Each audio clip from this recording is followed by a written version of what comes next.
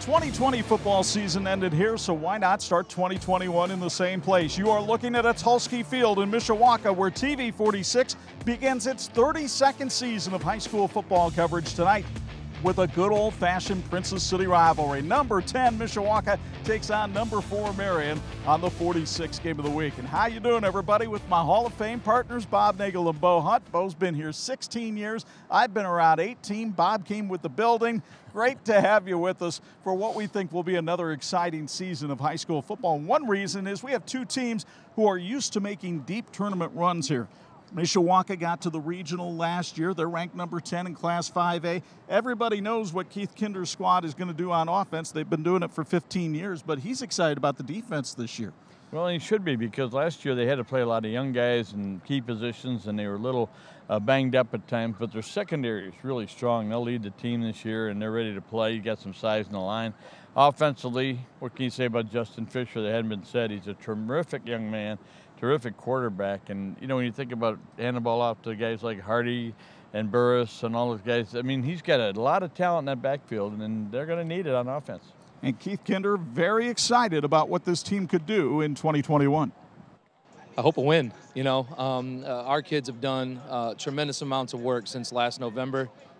It's as good as the offseason as we've had since I've been at Mishawaka. So this is the payoff, you know, just to get an opportunity to compete against a great program and an opportunity to be in a special atmosphere with you guys here. I think that amps it up as well. So our kids are really excited. We mentioned 2020 ended here. Marian was this close to getting past perennial power Bishop Chittard. Chittard has now moved up to 4A, and maybe the path is clear for Mike Davidson's team to make another run at state. They have the talent to do it. They certainly do, and they've been working really hard in the preseason, as everybody has, but he's got a couple of guys in defense. Stefano Sette is just going to rock you. Mike Murphy is a real quality guy, and he's back, and he's healthy. Offensively, they got a new quarterback in Bryce Lassane, but he's got some quality running backs as well, and the offensive line has some real size. So I think one of the things about Michael Davidson and being ready for tonight is they've worked awful hard, and he wants to play Mishawaka. Absolutely. Our guys are itching. You know, I know they're going to be ready to go. So our guys have got to bring our A game. I mean, there's no warm-ups or anything along those lines. From the kickoff, we're gonna be ready to go and give it our best. Bo Hunt works the sidelines again for us this year. And Bo, I think the one glaring difference between these two teams tonight is at quarterback. Bob mentioned Justin Fisher, 3-year starter. Bryce Lassane, this is his first varsity start. How big a deal is that? Well, I think it's a pretty big deal. I think one of the biggest things, though, when you look at this early in the season is leadership and from that quarterback position. And when you look at Justin Fisher being a 3-year starter, the amount of work that he's put in the offseason and being around his teammates and pushing them and everything, he just shows that leadership. But you look at Marian, you look at Bryce Lassane, he's done that as well. He's earned this spot as a sophomore. He's beat out some upperclassmen to earn this role, so he's shown that leadership as well. So it'll be interesting tonight to see that leadership on both sides. Now you might say it's the first game of the season. What's at stake? Nothing more than bragging rights, which only means something when you go to the grocery store, church, work, school. You get the idea. We've got a lot to talk about. The Keys to Win, sponsored by Jordan Auto Group, are next on the 46th game of the week.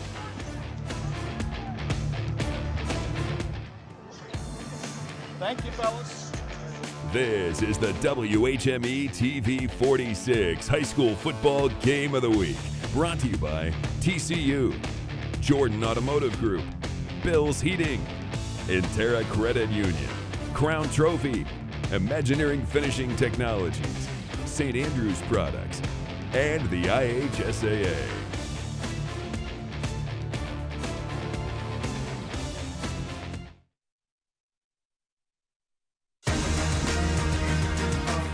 This edition of the TV 46 High School Football Game of the Week being brought to you in part by the Jordan Automotive Group. Simple, easy, stress-free. Welcome back to Baba Tulski Field, the home of the Knights, as we get you ready for number 10 Mishawaka and number 4 Marian. Time now for our Keys to Win, brought to you by the Jordan Auto Group. And as the captains meet at midfield, let's talk a little bit about this Mishawaka squad, led by its quarterback Justin Fisher, 6'2", 215 pounds a year ago. Fisher ran for 1,444 yards. He threw for 438.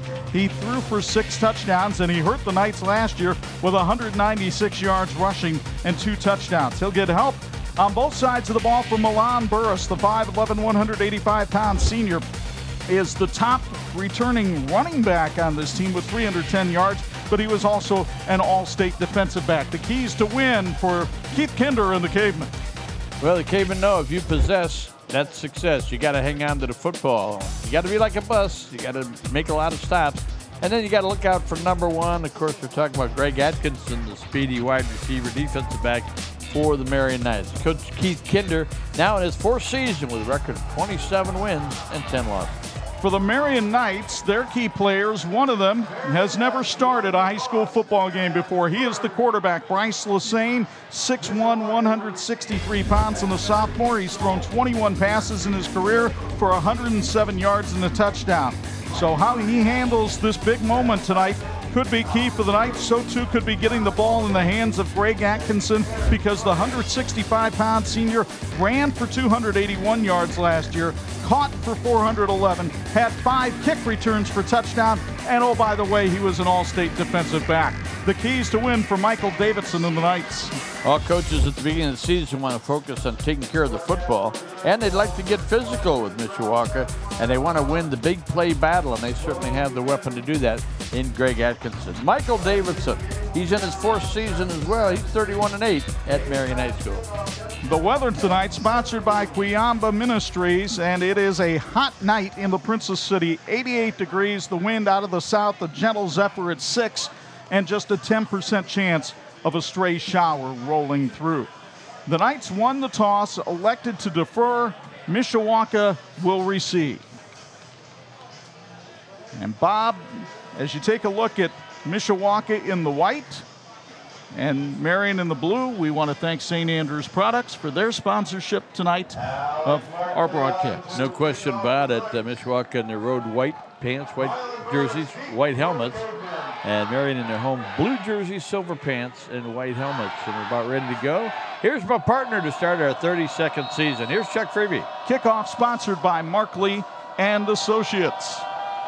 Alec Markley does the kicking for the Knights. Milan Burris is the deep man, but it's a squib kick that will roll out of bounds. And let's see if Mishawaka makes Marian re-kick it, or will take the ball at the 35-yard line. I've got a prediction, partner. That won't be the first kick or the last kick that's kicked out of bounds tonight. Keith Kinder talking it over with the officiating crew on the far side, and he'll send out his offense led by the 3-year starter at quarterback, Justin Fisher. All Northern Lakes Conference selection a year ago, and why not? He had 1,444 yards rushing and 438 yards passing. We'll set that Mishawaka starting lineup in a moment. It's an option team. Chase Gooden will be the tailback behind Fisher, and he'll have Milan Burris to his left, number 10, and Chaz Hardy to his right, number 9. So from the 35-yard line, 1st and 10, it's Fisher on the keeper, turns it upfield for 6 yards, and that's how our ball game begins. Mike Murphy on the tackle for Marian. Let's meet that Mishawaka offense. We've already set the backfield for you. The receivers, Bean Smith and Trey Thomas. The offensive line is a work in progress. Only one starter back from that group. That's Dawson Nowacki, the 6'2", 290-pound junior guard. It's 2nd and 4 for the Cavemen. And it's Fisher again on the keeper. Setefano Sete wrestles him down at the 44-yard line. 3rd and 1 for Mishawaka gives us a chance to meet the Marian defense. They have had to rebuild the defensive line with Drew Geiger anchoring things up front. What a core of linebackers. Murphy, Sete, and Kerr as good as any around. Atkinson and Lusaga experienced corners. Hoskin is an experienced safety as well. It's 3rd and 1. And it's Hardy on the end around. He didn't get there. He'll be marked short of the 1st down, and Keith Kinder has his first really big decision of the season. 4th and 1 at his own 44. Quite a stop there by the Marian Knights. And it appears as though Mishawaka will go for it here in its own territory. Keith Kinder telling us before the game a fast start was necessary for his team. You can't get it by punting the football. So let's see if this offensive line behind center Garrett Ginter can get some surge against Marian. Fisher will pitch it to Hardy. He cuts it upfield, gets the first down up to the 47-yard line. The first down for Mishawaka, sponsored by Generations Adventureplex.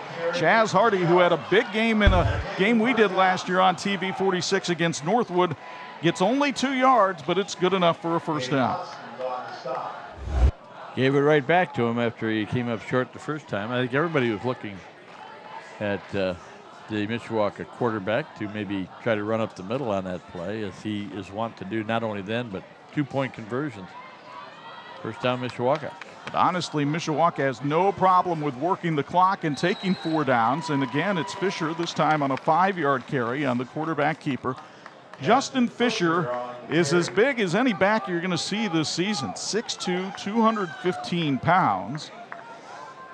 And he is durable. He carried the ball 201 times last season for this Mishawaka squad. When you think about that, that averages out to almost 20 carries a game.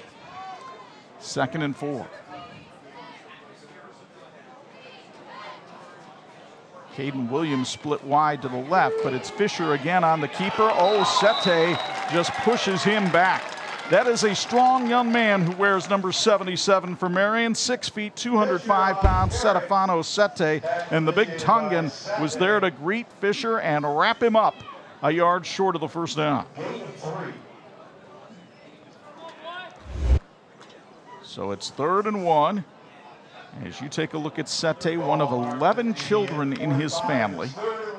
That's why he's competitive.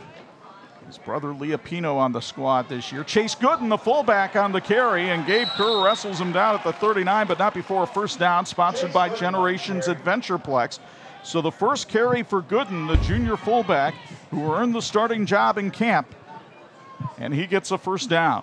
Gooden with some big shoes to fill, because a year ago, Drew Mason was the fullback for Mishawaka, and the young man that they called the Diesel now at William Penn College in Iowa.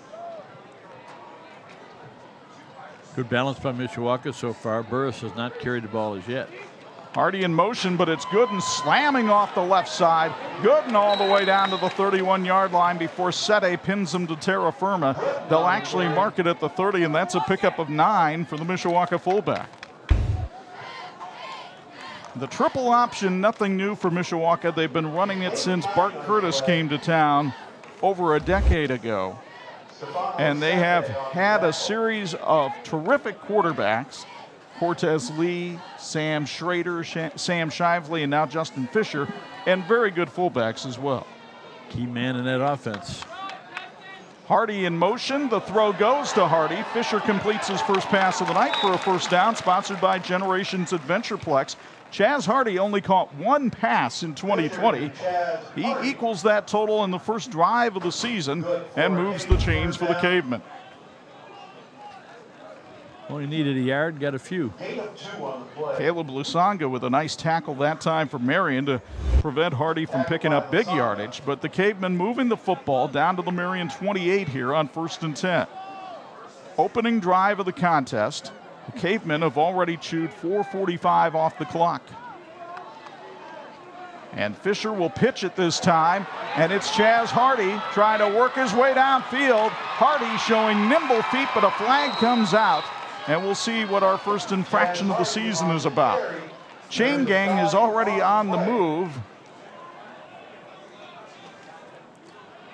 Gives us a chance to meet our officiating crew tonight, as we will see a face mask called against Marian. And that'll move the ball half the distance to the goal line down to the 6. You'll get another look on our 46 Sports replay. And right there was the face mask grab. Brian Boltink nabbing the face mask. So it's 1st and goal from down around the 7-yard line. Plus the penalty, 1st and goal at the 7. Burris in motion, but Fisher keeps it himself and uses that big body to protect the football and take it down inside the 5 to the 4. Well, there's a big pickup there by Hardy. And key carry picked up 17 yards and got Mishawaka set up. Chuck, I don't think Mishawaka minds what's going on here. Not at all. Running the clock, and when you're playing against a team with big play capability, you want to limit as much of the clock as you can. Plus the defense for Mishawaka's getting a chance to stay a little bit cool. 2nd and goal from the 4. Gooden up the middle of the end zone. Touchdown, Mishawaka. Chase Gooden goes right up the middle of the Marian defense and scores his 2nd career touchdown, his 1st of the season. And the Cavemen strike first. A terrific drive for Mishawaka as they chew 5 minutes and 48 seconds off the clock. They go 65 yards, a key 4th down conversion in their own territory. Kept the drive alive for the Cavemen, and now Mishawaka will line up to go for 2. Cavemen line up for the 2-point conversion. Fisher on a bootleg throws to the end zone for the 2-point conversion. Bean Smith with the grab in there. He was the backup quarterback last year. He snares this one, and Mishawaka puts a snowman on the board on a hot night. Chase Gooden to the end zone. Fisher converts the 2, 8-0. Cavemen on the 46. Game of the week.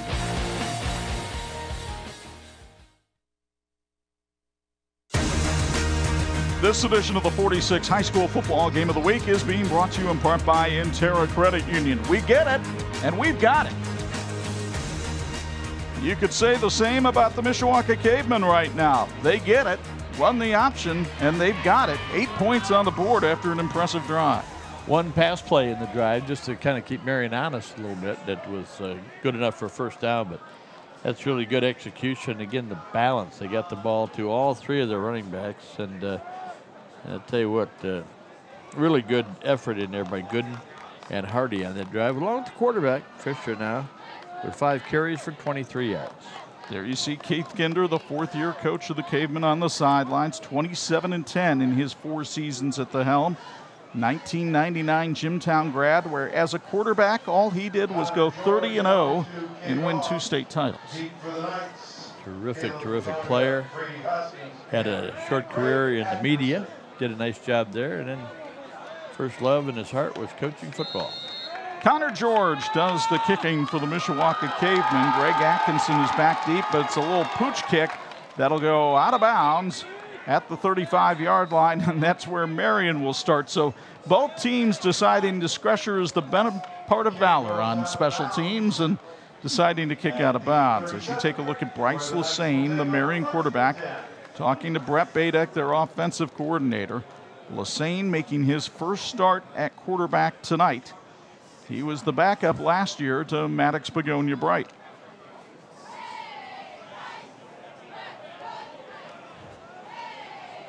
And actually, the ball went out of bounds before the 35, so they'll actually spot it at the 37-yard line for Marian.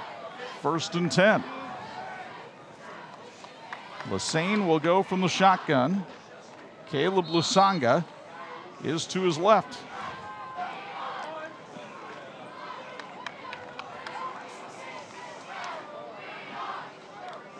And a high snap, but Lusanga takes the handoff, trying to get around the left side, shows some speed, and finally tripped up at the 42-yard line. And we'll get a chance here to meet the Marian offense. As you take a look at Greg Atkinson, almost 21 yards a touch last season. The receiving core is very dangerous. The offensive line, somewhat rebuilt. In fact, Jack Brennan is out tonight. He's replaced by Isaac Watts. But you've got Atticus Horvath, the 6'3", 365-pound senior, right there in the middle. Second down, we'll call it 5 here for Marian. Lassane wants to throw, short out to Brady Hoskins. What a play by Colin Lutz to fight off the blocker with one hand and make the tackle with the other. Oh, Colin Lutz, a returning starter at linebacker, number 33, comes in with the big hit. And let's meet that Mishawaka defense right now. Bo Brown, a returning starter and a junior all-state defensive end, anchors the line. You just saw Lutz. Keegan maybe got some great time in that linebacking core as well. The secondary is the strength of the team with Milan Bernos, a junior all-state selection a year ago. And now Marian looking at 3rd and 10 after losing 5 on the pass play. Lassane with trips to his right. Mishawaka showing blitz. Gabe Luga in pursuit, can't get there, but Lassane throws it away, and it's a 3-and-out on the first possession of the game for Marian. Mishawaka did what you expected. They put pressure on Lassane, see if they could force him to make some quick reads, and he get a stop and should get the ball back in pretty good field position. So Alec Markley will come on to do the punting, sponsored by Markley and Associates. A year ago, Markley averaged over 36 yards a kick. And Milan Burris is back deep for Mishawaka.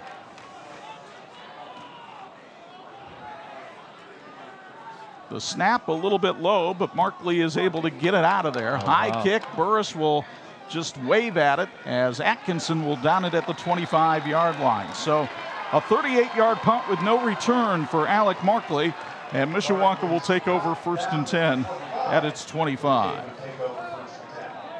Folks, Generations Adventureplex is the best place for your big birthday celebration, athletic team gatherings, corporate outings, and grown-up fun. They even have cornhole leagues and axe throwing leagues. Visit them online at generations-adventureplex.com. All CDC guidelines are observed and enforced. 1st and 10 for the Cavemen, already leading 8-0 here with 4:32 to go first quarter. Gets a handoff to Chase Gooden, the fullback, and he gets taken down quickly that time by sophomore defensive end Nick Klein. Klein, a member of the Marian lacrosse team, keeps Gooden to just a 2-yard gain that time, and it'll be 2nd and 8. There you see the numbers on Justin Fisher last year, leading all quarterbacks in the state of Indiana in rushing. Most people focus on the arm at that position, but Fisher does his damage with the legs. Chaz Hardy couldn't do much with his legs that time. Too many Marian defenders, and Stefano Sete finishes them off. Sete, the all-conference linebacker and a junior all-state selection, was about the 3rd man to lay a hand on Hardy this time, and once he did, that play was over. Sete is so quick, and when he gets there, usually in a bad mood. 3rd and 8 for the Cavemen. Really the first what you would call passing situation for Justin Fisher tonight. Let's see what he does here. He will keep it himself on the ground and get taken down by Gabe Kerr after a pickup of only 3. 4th and 5, and you would think a punting situation here for Mishawaka. Fisher now at 27 yards rushing here in the first quarter. Well, Mishawaka is lining up in formation as though they will go for it. Now Fisher will back up and get into punt formation, or at least a shotgun. But Marian still not able to drop anybody back, and Fisher with a rugby-style punt, and that might not be his forte. That ball takes a Marian roll and is down at the 39-yard line. That's only a 9-yard punt for Justin Fisher. And that is not a turnover, but it's sure going to feel like it for the Marian Knights. They got a big stop there in good field position. That was not a spur-of-the-moment decision by Keith Kinder. They worked on that in practice this week. Suffice to say, it went better in practice. Coach Steve Sheltraw spent a lot of time on this game, and they had a lot of concerns about Marian's special team. Folks, Marian high school students have many opportunities during their 4 years to take dual credit classes. Those account for both high school and college credit. The class of 2020 earned over 4,300 credits during their 4 years, and 95 students in that class received 15 credits or more, and that's at least one college semester's worth of credits. The best part is that the dual credit classes are offered with no additional cost to families. We invite you to learn more about our dual credit program by visiting our website, MarianHighSchool.org, and discover the advantages of being a Knight. Lassane tried to keep it on the option, then he threw it out wide for Brady Hoskins, but the ball was short of Hoskins and incomplete. It'll be 2nd and 10. And you would have to say early on, it appears Mishawaka's defense, their objective is to try to rattle Lassane as much as possible. And you would expect that with a sophomore making his first start.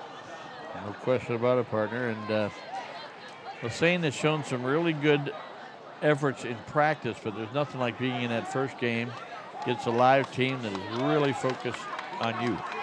Play clock down to 5. Lassane looks to his right, fires. There's Hoskins on a nice little slant pattern. He'll take it up to the 24-yard line for a Marian first down. Sponsored by CB Custom Painting. Brady Hoskins only had 5 catches last season, but one of them was the game-winning touchdown against Mishawaka, and he hurts the Caveman again right here with a nice little 15-yard completion. Nice work by Lassane. And Lassane showing a strong, accurate arm, the kind that he uses on the Marian baseball team. 1st and 10 from the 24, balanced formation. Lassane steps up, going to the end zone for Atkinson, dropped. It was knocked away at the last minute as Malik Washington comes over and makes the play from the cornerback position. Washington getting the last minute start today in favor of Dylan Wise, and here's why: his ability to go one-on-one with one of the top talents on offense in Northern Indiana. And that was a well-thrown ball. Right on target. Terrific play by the quarterback Lassane and the defensive back as well. Good football right there. 2nd and 10, minute 58 to go, first quarter. 8-0 Mishawaka with the lead, but obviously Marian threatening. Twins to each side of Lassane. He throws for Blake Oberg and over his head. Oberg is not the biggest target at 5'7", and Lassane perhaps overestimated his height right there. Lassane now 2 out of 6 to start the ball game. Folks, Generations Adventureplex in Mishawaka offers 33,000 square feet and 2 levels of fun, including laser tag, axe throwing, bowling, an arcade, and a wide selection of food offerings, plus a 30-foot indoor tower drop. Yep, 30-foot. Generations Adventureplex in Mishawaka. Lots of fun. If you say a 30-foot tower drop is fun, I'll take your word for it. 3rd and 10. Luga showing blitz, and he went too far. Gabe Luga says, I didn't make contact with anybody, but he jumped past the line of scrimmage area, and Keith Kinder giving him a talking to from the Caveman sidelines. And all of a sudden, 3rd and 10 becomes a much more manageable 3rd and 5. There you see our officiating crew tonight. Veteran group, Mike Monahan, the white hat, joined by Al DeRue, Dennis Kaiser, Aaron Kozik, and the legendary John T. Walszewski. JT in the house. 3rd and 5. Lassane steps up, fires. Oberg makes the catch all the way down to the 5. It's a first down, sponsored by CB Custom Painting. I would say right away, that's obviously the favorite route right now for Bryce Lassane. That little slant pattern into the soft underbelly of the Mishawaka defense.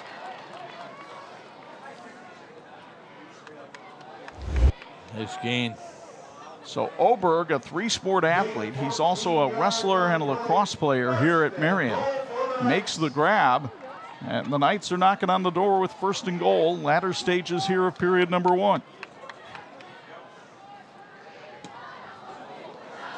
Caleb Lusanga to the left of Bryce Lassane. Play action, thrown a little bit too far for Mike Murphy. Might have got caught up in the wash there in the middle of that Mishawaka defense. It'll be 2nd and goal. He's showing a lot of confidence in Lassane's throwing ability here. Mishawaka's got the defense, the linebackers in tight to stop the run. So you got to take advantage of what they're offering.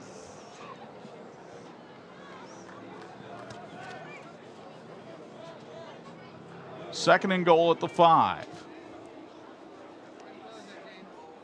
Lassane looks things over. Hoskins and Atkinson split wide, but it's Caleb Lusanga trying to get around the corner. He does. Touchdown, Marian. It's sponsored by Christensen Furniture, and Lusanga, who got to the end zone 4 times in 2020, finds Hallelujah Land here.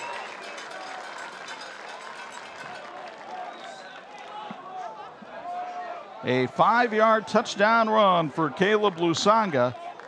And now let's see if Mishawaka has already forced the hand of Marian, and the Knights try to play catch-up here by going for 2. It appears they will.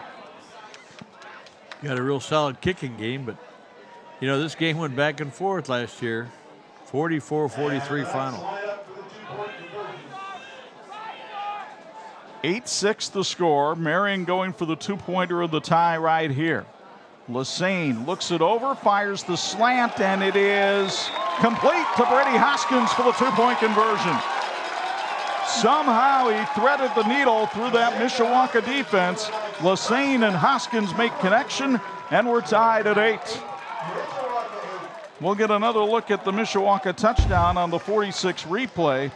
Lusanga did a good job of getting two people to miss right there, and then there was nobody left on the outside to contain him. And Bo Hunt, let's go to you for a Bills Heating sideline report.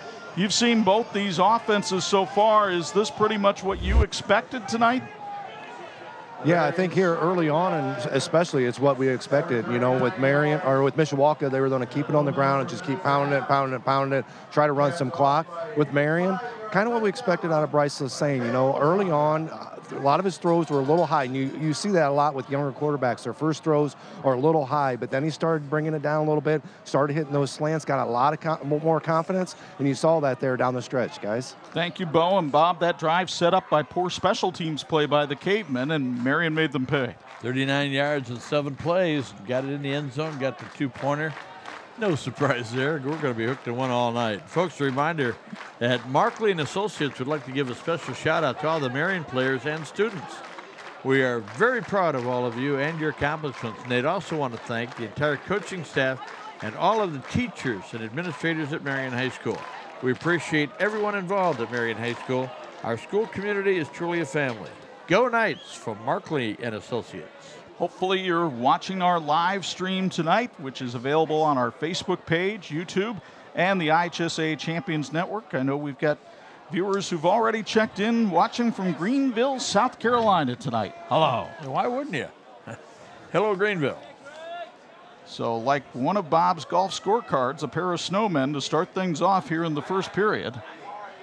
It's an 8-8 game with 1:07 to go here in the first. And our kickoff sponsored by Markley and Associates. You take a look at Chaz Hardy, the deep man here for Mishawaka. Alec Markley to do the kicking for the Knights. Markley's kickoff goes towards the sideline, but it's fielded by one of the up men, Connor Putz. And Putz barrels his way down to the 29-yard line before Setefano Sete brings him down. That guy never comes off the field.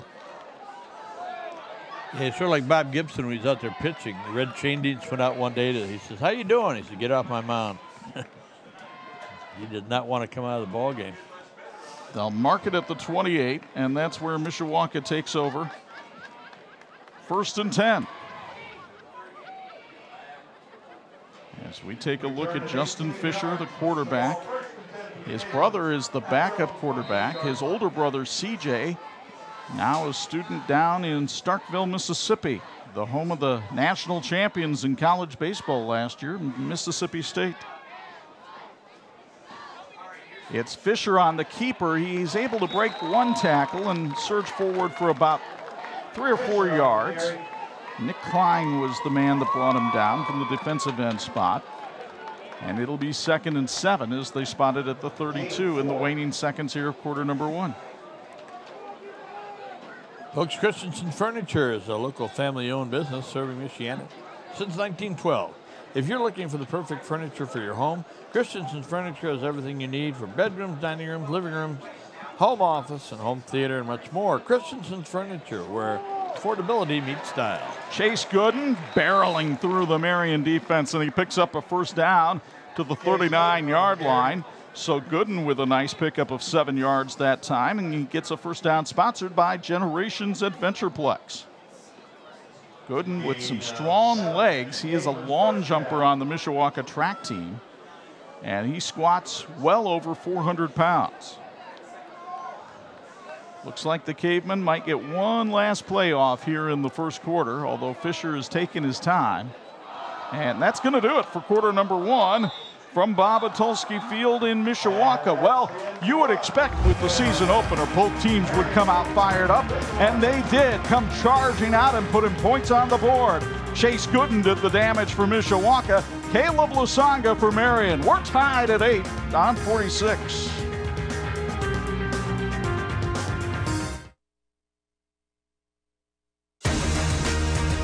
This edition of the TV 46 High School Football Game of the Week is being brought to you by Bill's Heating and Air Conditioning, keeping families and businesses comfortable since 1951.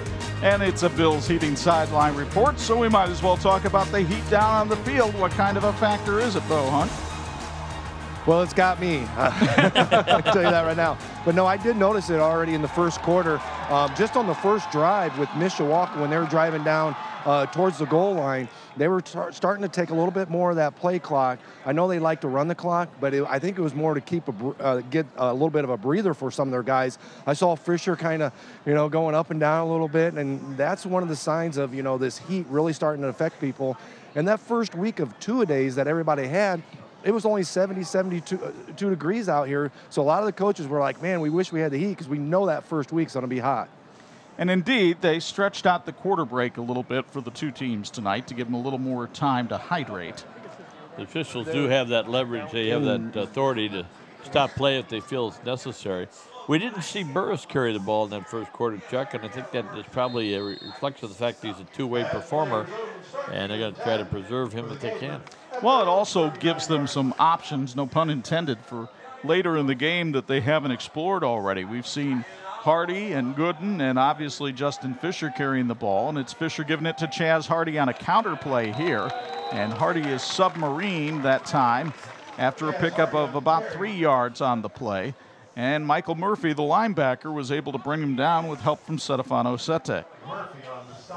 That's a pretty good combination that picked up just about 200 tackles for the Knights last year with Murphy and Sete at the linebackers.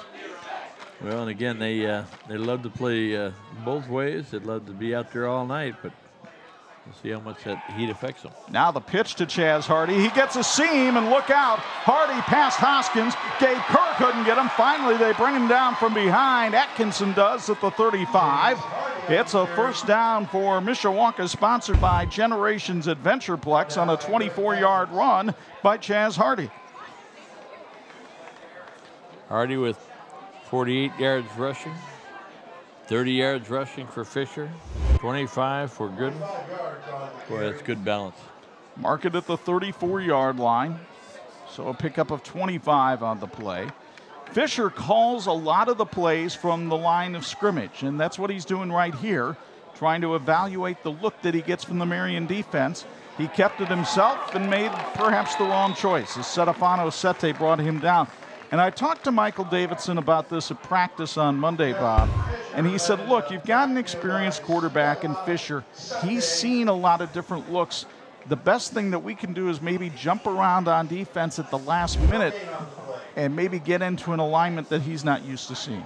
And sometimes you're going to create a seam, and that's really what Hardy took advantage of on that long carry. But I'll tell you what, they're doing some popping down there. Yeah, they're a risk with it, too, as Gooden is able to run for about 3 yards right here to the 31 to set up a 3rd and 7. Obviously, you can jump out of position real quick, and then the next thing you know,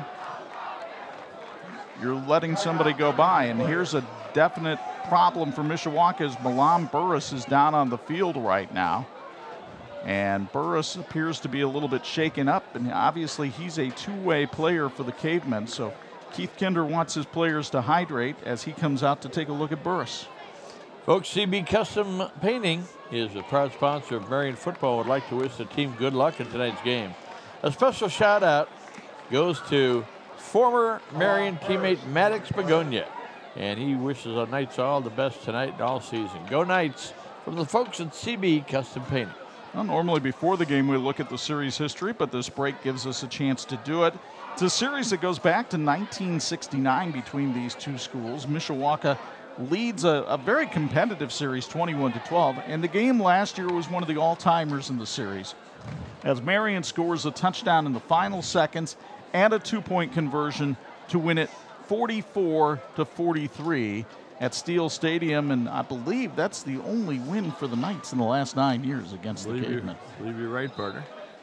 Both teams taking advantage of the stop and play, getting some water and taking the helmets off for a little bit, but well, anytime you lose a two-way performer, it's really tough because behind him at this point of the season, I'm sure a little bit inexperienced in that secondary. There you see the two coaches meeting before the game, Keith Kinder and Michael Davidson, believe it or not. 4th season for both of them, and neither one has lost a sectional game at this point in their career. There's a lot of coaches envious of that mark. You betcha. On 3rd down, it's Fisher trying to keep it.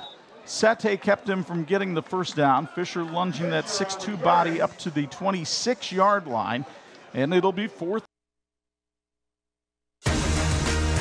This edition of the 46 Game of the Week is being brought to you in part by St. Andrew's Products. Chuck Freeby, Bob Nickel, Bo Hunt, Michael Fuller, the injured player, was able to walk off the field under his own power, under the watchful eye of trainer Ann Masinski for Marian. 3rd and 1 for Mishawaka. And from the Marian 14, Fisher kept it himself, or at least appeared to. We'll see. No, it's actually Gooden that carried the football. Chase Gooden gets the first down. Sponsored by Generations Adventureplex. Only a pickup of 3, but enough to keep the drive moving for the Cavemen. Your proud sponsor, Weaver Consultants Group, located in Granger, Indiana, wants to wish the Marian Knights good luck tonight. Check out Weaver Consultants Group on the web at WCGRP.com. WCGRP.com to see how they can help identify solutions that will help you achieve your business needs. 1st and 10 for Mishawaka, trying to answer a Marian touchdown with a long drive here, and Fisher is able to take it down to almost the 6-yard line. That's a pickup of 5 for the Caveman quarterback. And Justin Fisher starting to rack up the yardage tonight, Bob. 48 yards so far, and again, when you have to surround him and tackle him, it's a chore, and he's just a big, strong, strapping kid. Mr. Walker is riding him well tonight. You'll meet Justin at halftime, one of our TCU Student Athletes of the Week. It's Fisher again off the left side, carrying tacklers down close to the goal line. It looks like he got the first down, and it'll be 1st and goal from the half-yard line. First down sponsored by Generations Adventureplex. You'll get another look from the field level camera there. Fisher trying to extend that ball to the goal line, but his knee was down before the ball crossed. Matt Kowalski working the camera down there on the field right now. 1st and goal. 14th play of the drive right here. Fisher himself makes it in the end zone for a Mishawaka touchdown. Justin Fisher with a 1-yard touchdown run, his first of the year, and the Cavemen are back on top at 14-8. What a drive. 14 plays, and check this early in the season, you might expect a penalty or two, somebody jumping early, but both teams have done a pretty good job. There's a 6-yard penalty in Marian and a 5-yard penalty in Mishawaka so far. 72-yard drive, and this one chewed almost 7 minutes off the clock. And Mishawaka will line up to go for 2 again. They like the odds here, especially with a 3-year starter at quarterback. It's the pitch to Milan Burris, and he will cruise on into the end zone for the 2-point conversion. So it's 16-8 Mishawaka. And what a drive engineered by Justin Fisher as Mishawaka grinds it out like a Starbucks barista. 55 yards in the first half so far for Justin Fisher. And Mishawaka's done a nice job. You know, one of the things that Marian wanted to do tonight was get that ball in the hands of Atkinson maybe a dozen times, whether that's offensive plays, end-around passes, or defensive stops. Wow. Mishawaka brought a big student group here, and they're liking what they're seeing so far. What's not to like? The way these two programs have been built, and the coaches and the commitment from the players is really outstanding. So 16-8 in favor of the Cavemen.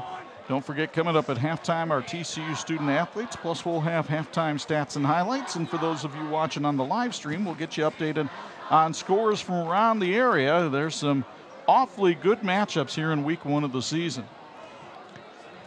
Folks, Cuyamba Ministries and Pulse FM present I Am They and Stars Go Dim in concert next Friday, August 27th at First Baptist Church in Elkhart. proceeds from this concert go to help building a medical center in Uganda. Get your tickets now at tickets.com. St. Joe with a 10-0 lead on Lakeland in the second quarter. LaVille has taken a 14-6 lead on Bremen in the first quarter down at Dom Bungie Field. Tippecanoe Valley leads Wawasee 14-0. That game in the second, so the Vikings are sailing well tonight. And after one quarter, Fairfield with a 2-0 lead on Goshen. Connor George does the kicking for the Mishawaka Cavemen. Caleb Lusanga is the deep man. They shade Greg Atkinson over towards the Caveman sidelines, but it's a pooch kick, and Mishawaka can't run it down. Marion's going to have great field position again right here as they'll take possession of the ball at the 41-yard line. The original Bonnie Doon Drive-In on Lincoln Way has all your favorites. Stop by this weekend for delicious Bonnie Burger, fries, and a root beer float. For over 83 years, Bonnie Doon has been a part of the community. Great food and rich, creamy ice cream make Bonnie Doon a favorite for a local, great, cool treat. Open this season till October 30th. Bonnie Doon Drive-In on Lincoln Way in Mishawaka. Elkhart with a 3-0 lead on Concord in the second. And Northridge leads South Bend Adams 7-0 late first quarter over Venerable School Field. So just some of the scores from around the area tonight. As for this one, Mishawaka with a 16-8 lead, just the third possession for the Marian Knights here in the first half.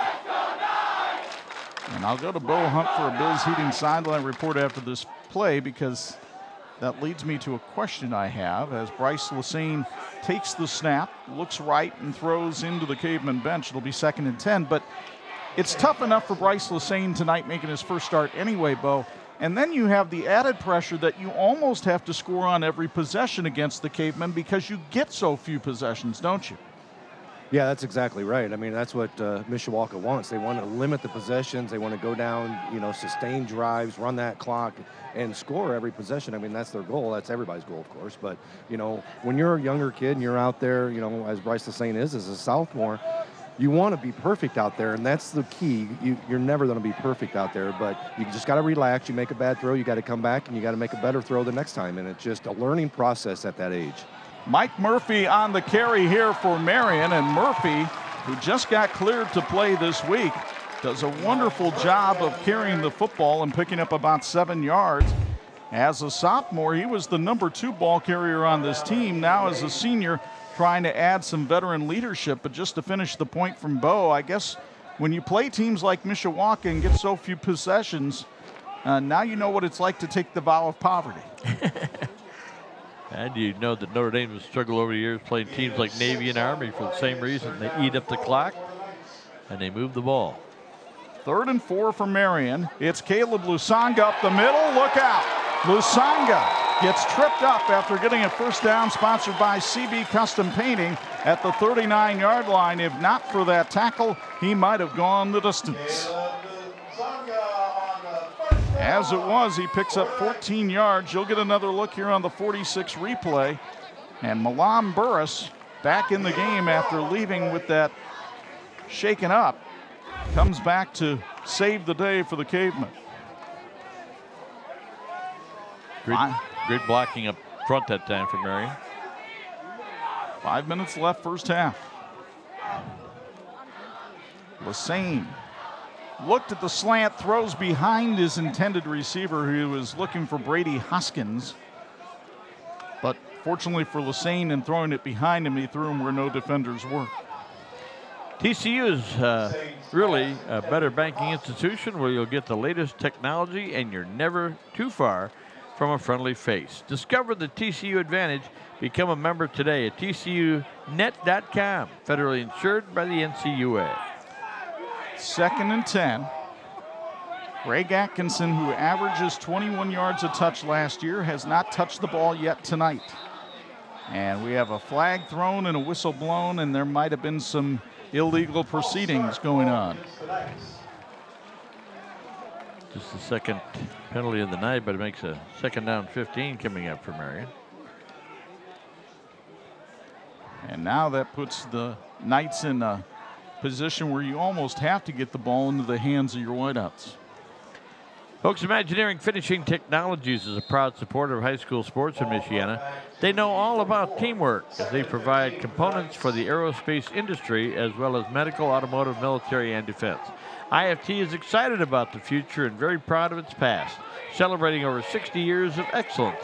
At IFT, quality is a way of life. Lassane fires right through the hands of Atkinson, who I'm sure was eager to hit the football, but unable to corral it. It'll be 3rd and 15. Marian 3 out of 11 passing tonight, but it feels like it's been better than that. But he's had some balls that were right on target. And defense has stopped a couple. A couple have gone through the hands of the receivers. Brett Badek, the offensive coordinator, sending the play in with Lassane. He'll have 3 receivers off to his right and Atkinson to his left. Lassane looks right, throws too high for Hoskins. It'll be 4th down and a punting situation for Michael Davidson and the Knights. Perhaps. Sure, I guess they will punt, but Mishawaka has been deliberate with their attack. They haven't had too many big plays, so I'm thinking that Marian might have gone for it and still been able to stop them. But boy, it's you're only down 1 score and got a chance to pin them deep. Keith Kinder hoped that he could get 2 stops per half from his defense. He's had that here in the first half. And they've limited this high-powered Marian attack to 8 points, but they'll keep the drive alive with a roughing the kicker penalty here. The ball was not touched by the on-rushing defender, and he ran right into Markley with his foot in the air. That'll be 15 yards and a penalty on Mishawaka, as you'll get another look here on the 46 replay. Mike Monahan will not have an easier call to make this season. No, and I know, Keith Kinder is the head coach over there is saying, don't do that. But you know what? Go ahead and do it. It was a pretty good play. Just missed touching the ball. He was in there. He had some pressure on Markley. So now the officials are going to talk this over as to whether it's a 15 or a 5-yard penalty. Well, I don't think he ran into him, Chuck, as much as he roughed him. Yeah, it's a personal foul because that leg was suspended up in the air when Balin Eby made the contact. Our sincere thanks to the wonderful team at St. Andrews Products for supplying our broadcast team with the finest in apparel. They can do the same for your team, school, or business. Promotional products, advertising specialties, business gifts, and so much more. Give them a call at 800-628-9922, or you can email them at sales@standrewscorp.com. If you have questions, our answer is always yes. That's the second special team snafu of the night for the Mishawaka Cavemen, and now we've got a timeout on the field with 4:17 to go here in the first half, as there's a problem with the scoreboard, a malfunction. That's why you heard that horn going off, and now the scoreboard is reset here to 4:17. Well, it looks like the officials are going to allow the kids to get a drink too, so that's a good thing. It is hot, but they're keeping an eye on them pretty close. It's great work by this officiating crew, one of the fine crews. And folks, if you're ever interested in helping out with high school sports, talk to somebody in the St. Joe Valley Officials Association about being a part of this. It's a great way to stay in shape. You make a few bucks. You're helping all the sports. And, I mean, you can do volleyball, wrestling, baseball, softball, football, basketball. A lot of things you can do and keep you busy and have a lot of fun helping sports remain alive here in the state of Indiana. There is not a sport around that does not have an official shortage right now in Indiana, and they would love to have you. When you speak to those officials, use kind words. Don't do it from the bleachers as they're performing. On 1st and 10, Caleb Lusanga takes the carry. He's bobbing. He's weaving. He's even. He's out of bounds. Mark him out at the 11-yard line, and Lusanga serpentines his way through the Mishawaka defense for 18 yards and a first down, sponsored by CB Custom Painting. Lasanga now with 52 yards rushing in this first half. So 1st and 10 from the 11-yard line. Boy, that penalty for Mishawaka really looming large right now.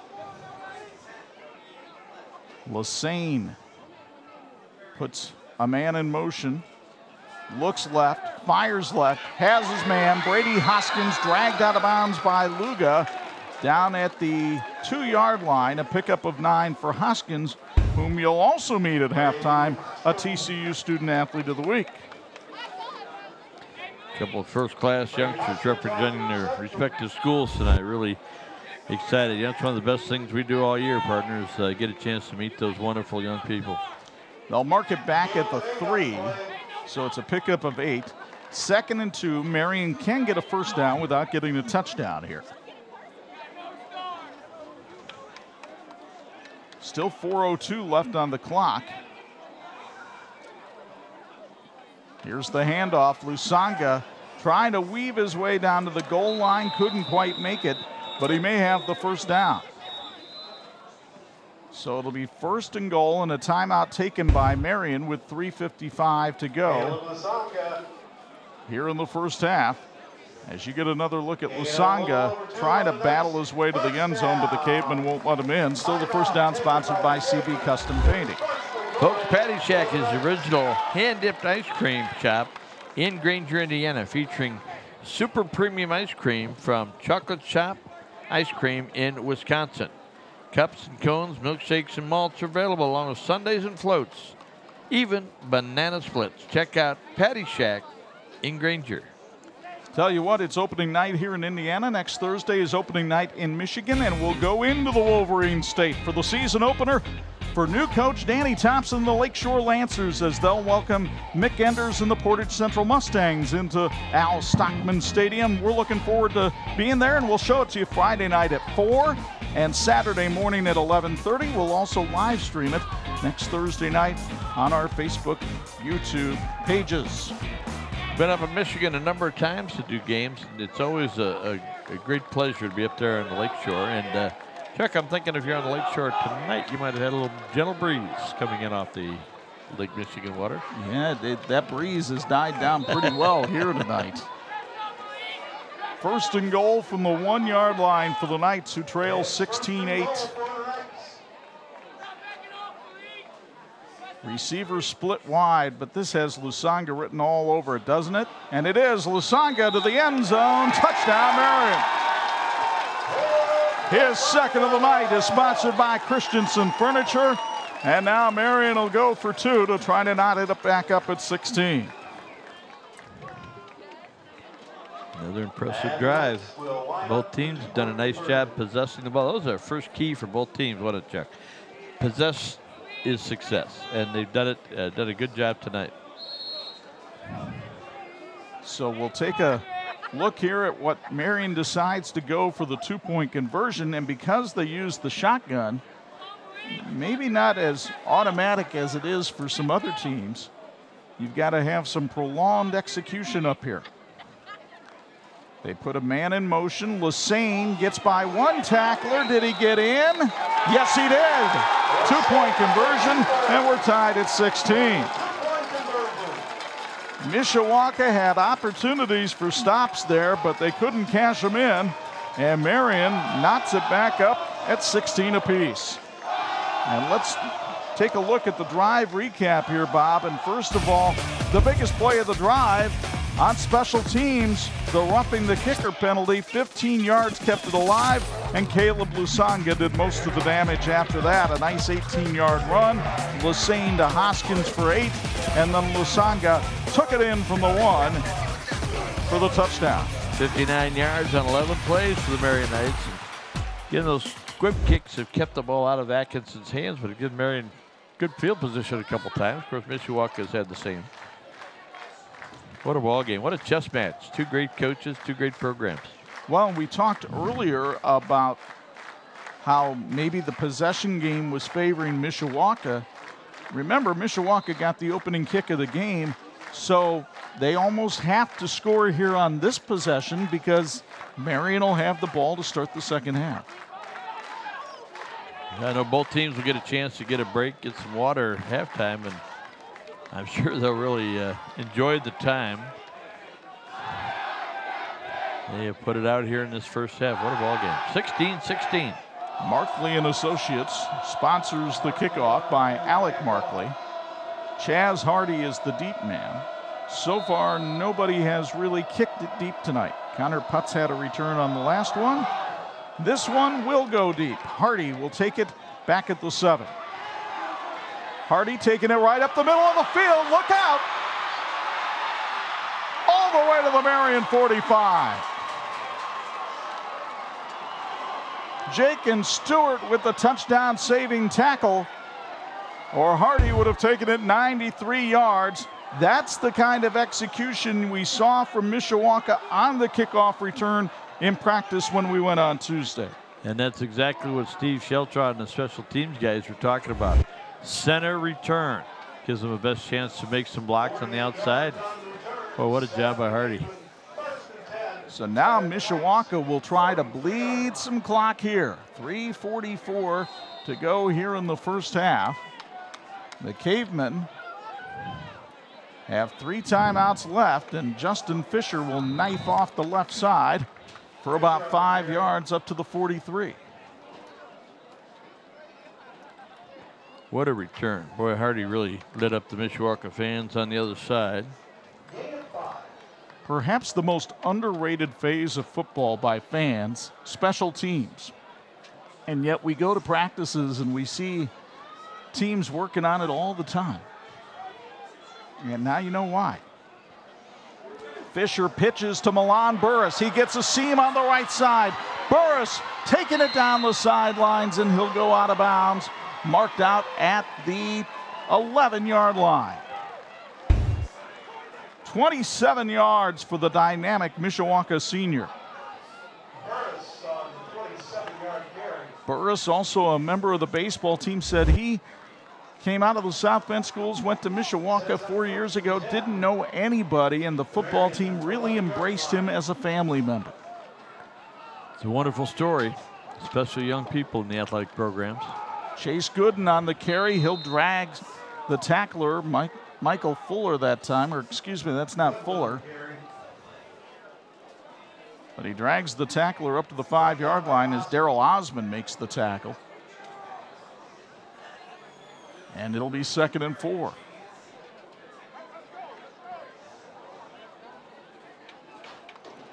Cavemen checking their wristbands. Still a lot of time on the clock. 2:41 and counting here in the first half. Fisher will really take his time here at the line of scrimmage. Give himself a chance to catch his breath. Hand it off to Chase Gooden, and Gooden able to pick up a couple of yards, take it down to the 2-yard line, and a timeout called by Marian with 2:24 as Michael Davidson tries to preserve some clock for his offense. Folks, Generations Adventureplex is the best place for your big birthday celebrations, athletic team gatherings, corporate outings, and grown-up fun. They even have cornhole leagues and axe throwing leagues. Visit online at generations-adventureplex.com. All CDC guidelines are observed and enforced.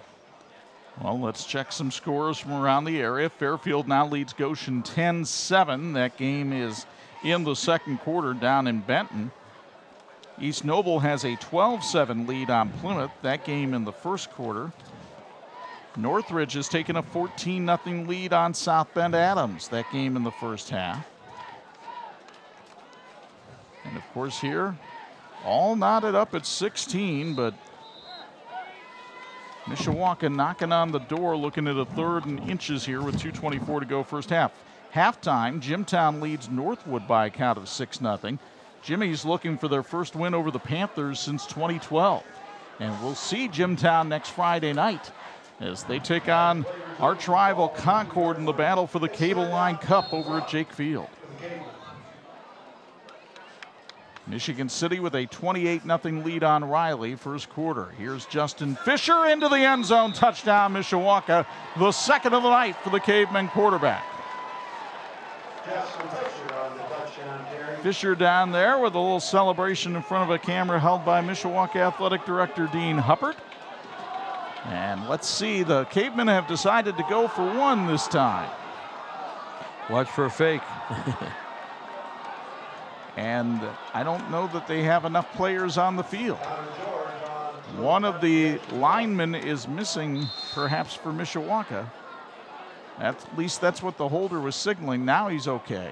I think he turned around and said, we're going for a kick. Connor George's boot is up, and it is good. And with 2:21 to go in the first half, Mishawaka has taken a 23-16 lead on Marian. And let's take a look at how this drive unfolded. Also set up by special teams. The big kick return by Chaz Hardy got it going. Milan Burris had a 28-yard run, and then Justin Fisher was able to finish it off with the touchdown. And Mishawaka putting 23 on the board here in the first half against what most people feel is going to be a pretty good Marian defense, Bob. No question about it, partner. You know, it's a tough week for both of these schools. Mishawaka High School lost a true legend this past week with the passing of longtime principal Robert Smith at the age of 94. Bob joined the teaching ranks at Mishawaka in 1952 as a biology teacher, as well as coaching football and basketball. The Navy veteran graduated from DePauw University, married his lovely wife Margaret Ann, and raised 5 daughters and a son. Bob Smith spent 39 years at Mishawaka High School and established the Mishawaka Scholarship Foundation, and that effort continues today. Our thoughts and prayers are with the Smith family. Indeed, and Bob Smith, the father-in-law of Plymouth coach John Barron as well. So I know the Plymouth community also impacted by that as Connor George gets ready to do the kickoff duties here. Caleb Lusanga, the deep man. And instead of George, it's an onside kick, and it's fielded well by Marian at the 49-yard line as Nate Roeder is able to jump on that loose ball and give Marian once again terrific field position on special teams with 2:20 left first half. So Mishawaka tried to cross up the Knights that time, having Isaac Valdez do the kicking, but to no avail. Well, Mishawaka has given Marian good field position. Now, if Marian can find a way to get the ball into the hands of number 1 here, the final couple of minutes of this first half, you never know. If nothing else, Keith Kinder has put a lot of things on film for teams to have to worry about here. Yes, he has. First and 10 from the 49. Ball was snapped. It didn't get back to the quarterback, and Mishawaka may have it. Cavemen say they do. Do they have the first turnover of the game? Yes, they do. It's Mishawaka football.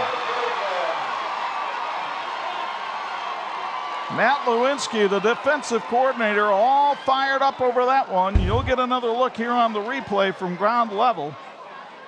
The snap hit Atticus Horvath in his own thigh. Nobody could get to it. And a quick dive that time by Mishawaka's Bo Brown, the junior All-Stater, gets the recovery. So now Mishawaka can really put its foot on the gas here with 2:13 left in the first half, already up by 7.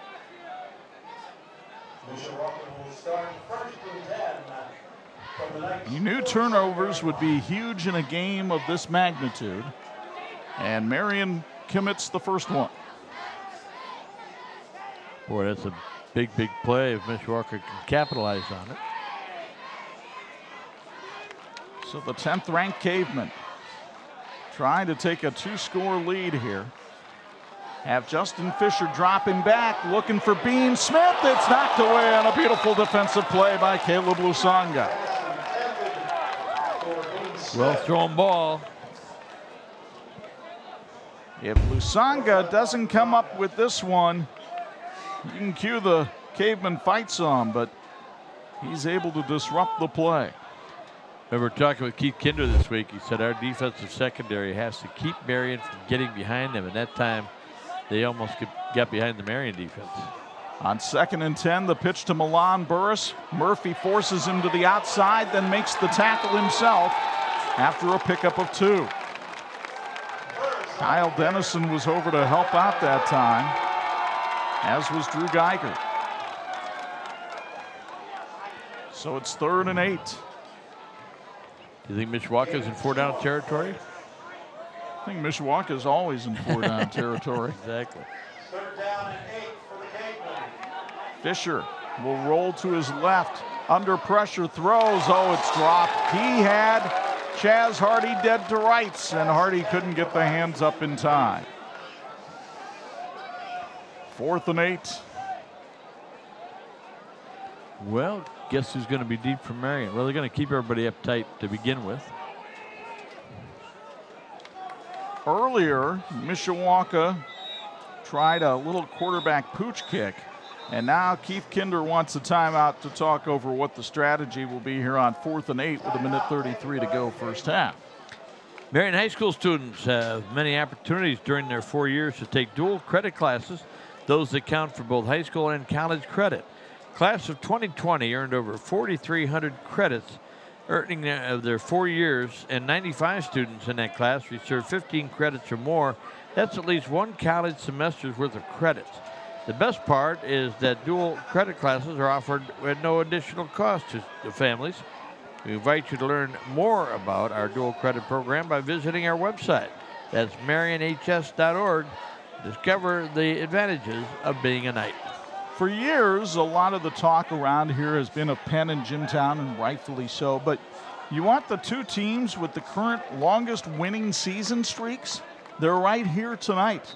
Mishawaka has 14 straight winning seasons. Marian has 7, and then LaVille has 7. And those are the 3 teams with the longest streaks of winning seasons in the area. Wow. That is impressive. By the way, I mentioned Greenville, South Carolina. They're also watching in Columbus, Ohio tonight. And why wouldn't they? They're hungry for some football down there. I bet you. Wheerland join it too, 4th and 8, and jumping along the line of scrimmage by Mishawaka.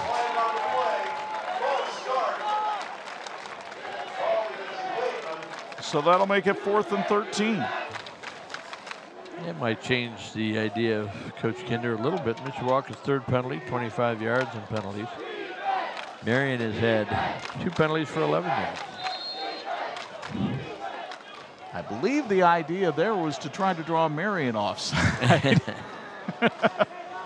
So now Fisher lines up in a shotgun, and let's see if he dares to kick it away. He will. Much better on the rugby style punt this time. It rolls inside the 10, inside the 5 to the 4-yard line.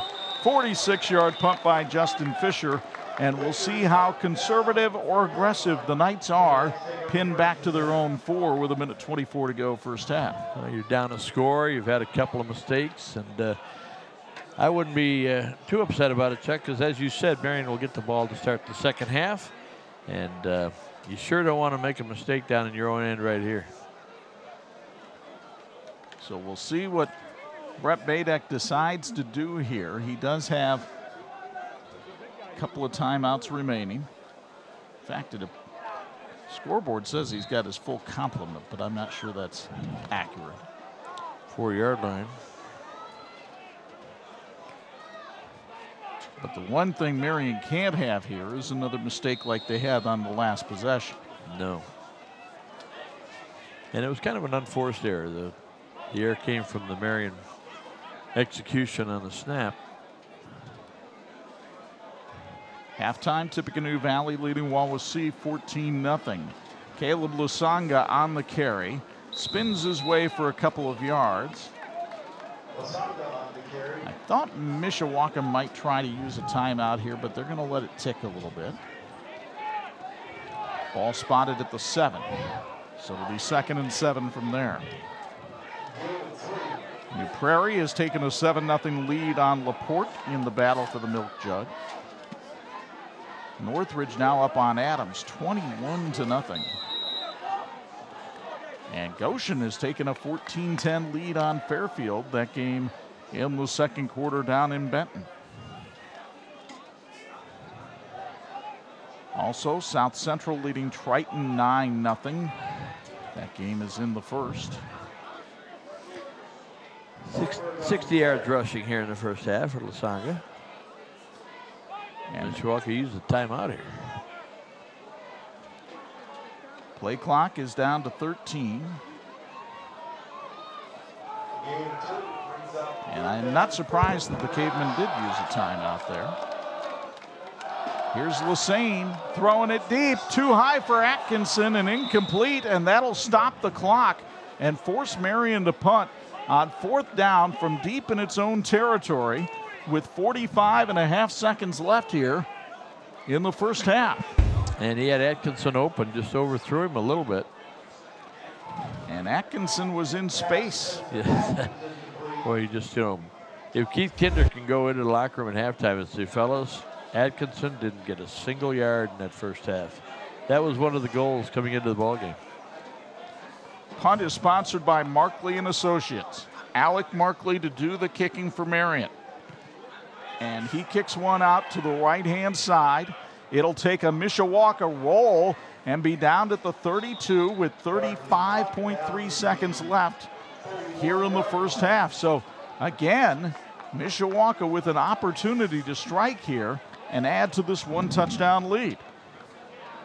A little dangerous. Good job by the Mishawaka defense to force that 3-and-out. So Mishawaka, I'm pretty sure, has one timeout left. Yes, they do. And it'll be 1st and 10. Well, again, we haven't seen a whole lot of carries from Burris, but he is a special athlete. See what happens here. Fisher throws back to Burris. Burris gets by a couple of people. Milan Burris down the left sideline, knocked out of bounds. First down for Mishawaka. It's sponsored by Generations Adventureplex. And Burris knocked out of bounds at the 7-yard line. A big 24-yard pickup for the Cavemen. Gabe Kerr was finally able to knock him out.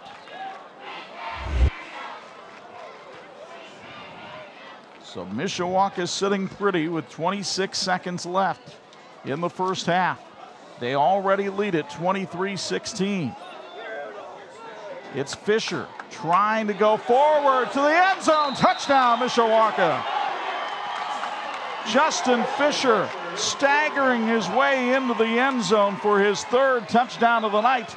And the Cavemen lead it 29-16. What a first half for the Cavemen offense.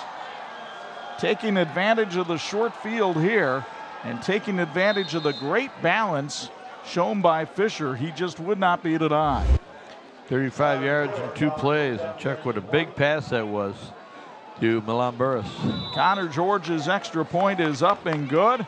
And with 21 seconds to go in the first half, Mishawaka with a 30-16 lead on the Marian Knights. Well, that's 46 points in the first half, and last year that was about half the total for the game. Yeah, so and Marian gets the ball to start the second half. We mentioned that, but boy, a couple of mistakes by the Knights have cost them. I'd say the only thing that would have stopped Mishawaka on that last drive was a penalty down near the goal line, but again, when you have well-coached teams and they're very disciplined, you don't see a whole lot in the way of penalties, even though it's the first game of the year. Well, and if you really look at the first half, one of those Marian touchdown drives extended by a Mishawaka penalty, and the other one set up by a poor special teams kick.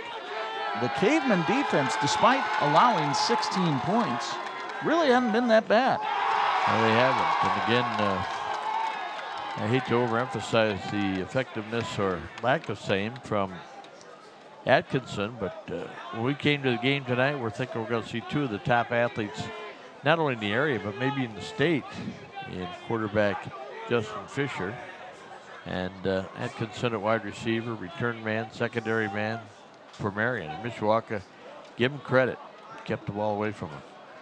And I'm sure Connor George will do something similar here with 21 seconds to go. I do not expect Mishawaka to break the habit of not kicking it deep. And they don't. A little squib kick that will not be recovered, and Mishawaka has this. Setafano Sete and Gabe Kerr, neither one of them fell on the football, and the Cavemen come away with it as Gage Luga gets the recovery.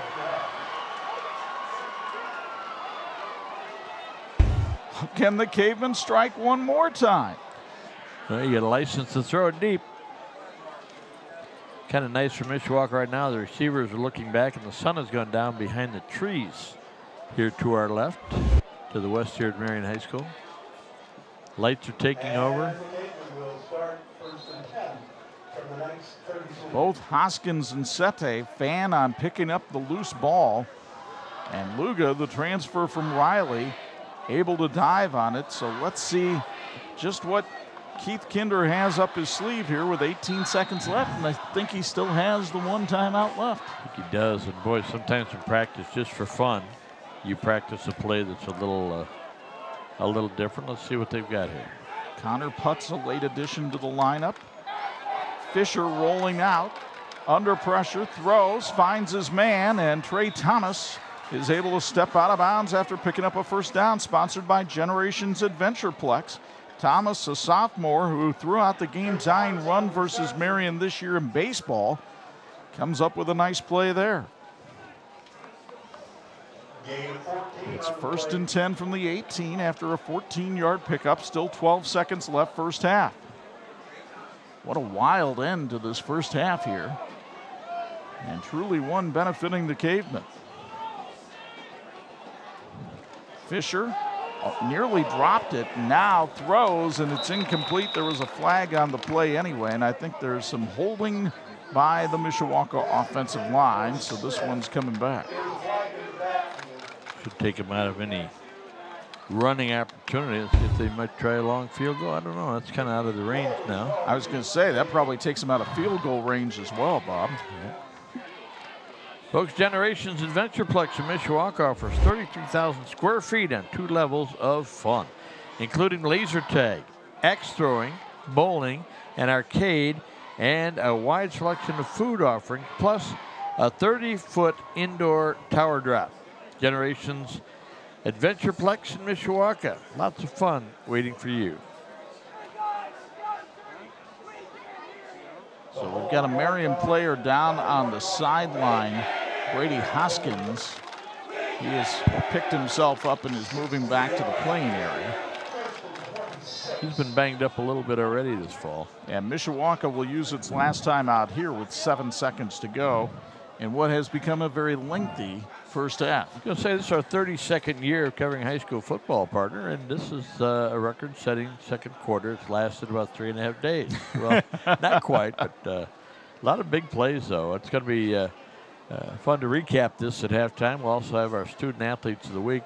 And while we've got a break here, we want to mention that Marian High School also suffered a loss last week with the passing of Patricia Otolsky, wife of former head coach and athletic director Bob Otolsky. Patty passed away in Arizona, where she and Coach O had lived for many years. Coach often referred to his wife P as the strength of the family and his true teammate in life. Patty Otolsky was 79. Our condolences to Coach Otolsky and their family. Well, I know you're quite close with Coach Otolsky, and I don't know if you've been able to speak to him since Patty's passing, but how's the coach doing? He's doing, pretty good. It was an 8-month battle for Patty, and it became apparent, about a month ago, I guess, that it wasn't going to go well, but so grateful for the time they had. And she was just a terrific lady, good golfer, and they enjoyed that and enjoyed Arizona quite a bit.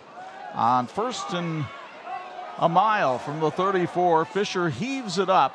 There's no batting it around and having it fall into somebody's hands. And the first half has come to an end. Already? Here at Bob Otolsky Field on the campus of Marian High School, with the Mishawaka Cavemen on top of the Marian Knights by a count of 30-16, as the two teams will go off for what I assume will be a little bit of a prolonged halftime break tonight. And Bo Hunt trying to make his way across the field to the Mishawaka sideline to get a quick word with Keith Kinder before we take our halftime break and have our Patty Shack halftime report. And indeed, Bo is flagged down, the Cavemen head coach. Take it away, Bo. Keith, you go into halftime up 30-16. Am I on? Yeah, you're on right up there. Right up there. What's up, man? Just your thoughts on that first half, man. You guys came out with their offense, really explosion in the heat out there. Oh, we're all dead, you know. Hell, I'm sweating like a dog. So it was a good first half. You know, we thought that we would take some punches early, and then we thought maybe we could wear them down. We got a lot of football left, and they're still really explosive. Some things haven't gone their way in the kicking game the last couple times, so we got to keep playing. It's going to be a dogfight, and it's going to be a war of attrition because right now, I mean, like guys are falling like crazy because of the heat. So I was wrong, Chuck. We're not as conditioned as I thought. Thanks, Keith. Yeah. Back to you guys. He's a delight. He is indeed.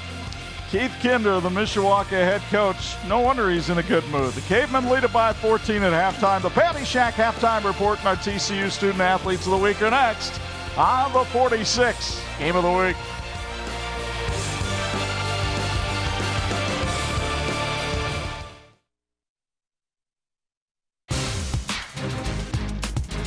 And we welcome you back to Bob Otulski Field here at Marian High School as we get a chance to visit with our Student Athletes of the Week, brought to you by TCU. TCU reminds you to go online, tcunet.com, and find out how you can become a member today. With us from Marian High School is Brady Hoskins. We'll get to Brady in a minute, but the visitor tonight, well, the Mishawaka Cavemen. And so we're going to talk to their quarterback, and doesn't need too many introductions around the area, but Justin Fisher, congratulations on all you're doing. Thank you, I appreciate that. You're getting it done in the classroom, you're getting it done on the field, and you're also involved in baseball. This is a busy schedule for you, but being able to handle everything, you really have to be disciplined, don't you? Yeah, for sure. My parents have taught me that from a young age. Discipline is everything. So, yeah, just balancing your time. So. I know you haven't picked a college yet, or better yet, they haven't picked you. I think you're going to get a lot of attention. What would you like to study in college? I would like to study kinesiology. Okay. I can't spell it, but I know it's a study of muscles, so yeah. that's a good thing. And you don't have a preference for where you want to go, but it's nice that you have that choice made, what you want to study. Talk about all the people in your life that have made a difference for you. I just like to thank my mom, my dad, and my brothers, and then my grandparents, aunts, uncles, everybody. And then I want to shout out Coach Shaw. You better give a shout out to your center. He protects you. Shout out Garrett Ginner. Well, I'll tell you what, you're taking care of business, and really proud of you. Sure. Congratulations. Thank you, I appreciate it. All right, Justin Fisher from Mishawaka High School. Brady Hoskins is with us from Marian High School. And Brady, you claimed to have known this guy for a while. You guys were in school together earlier, and you have great respect for each other, and I know you both earned it. The hard work you've done in the classroom as well as on the field is really terrific. Yeah, I mean, we've been playing each other since we were young. It's been great. Always a good time when we play each other, so I'm looking forward to it. We talked about academics, and you have a little bit more of an idea where you want to go, or at least you have kind of a five-team possibility, but what do you want to study? I'm hoping to study business, and if I'm lucky, I'll get into the Mendoza School at Notre Dame. That'd be great, and you've got some other good choices as well. Talk about your other involvement here at Marian High School. Any other sports or clubs or activities you have? I play lacrosse here. I'm a member of the National Honor Society, and I'm an ambassador. I like to get out and just make the community better and do anything I can to help. That's terrific, and give a shout out to all the people that helped you along the way. My mom, my dad, my grandma and grandpa, love them all, my sister and my brother. They've all been there for me since I was young and helped me get to where I am today, so thank you. Well, it's good to see you healthy and ready to go tonight. Good luck. Thank you. Brady Hoskins from Marian High School. Justin Fisher from Mishawaka High School, our Student Athletes of the Week, brought to you by TCU. TCU reminds you to go online at tcunet.com and find out how you can become a member today. We're back with our starting lineups, pregame show, all those good things coming up. We'll be right back with the Game of the Week here on TV 46.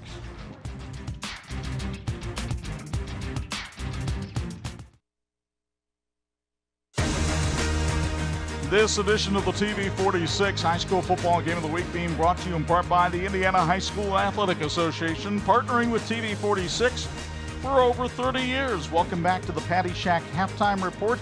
A gorgeous sunset in the Princess City tonight as you look through the trees that surround Otulski Field. Very pastoral setting. Does not necessarily find itself conducive for the kind of physical play that we've seen on the field tonight, with Mishawaka leading Marian 30-16. Chuck Freeby, Bob Nagel, and Bo Hunt back with you from Mishawaka. And partner, Mishawaka has been very opportunistic, I would say. When they've given Marian opportunities, the Knights were able to take advantage of a couple of them, but kind of waned late in the first half. Yeah, some special teams miscues, short kicks, fumble.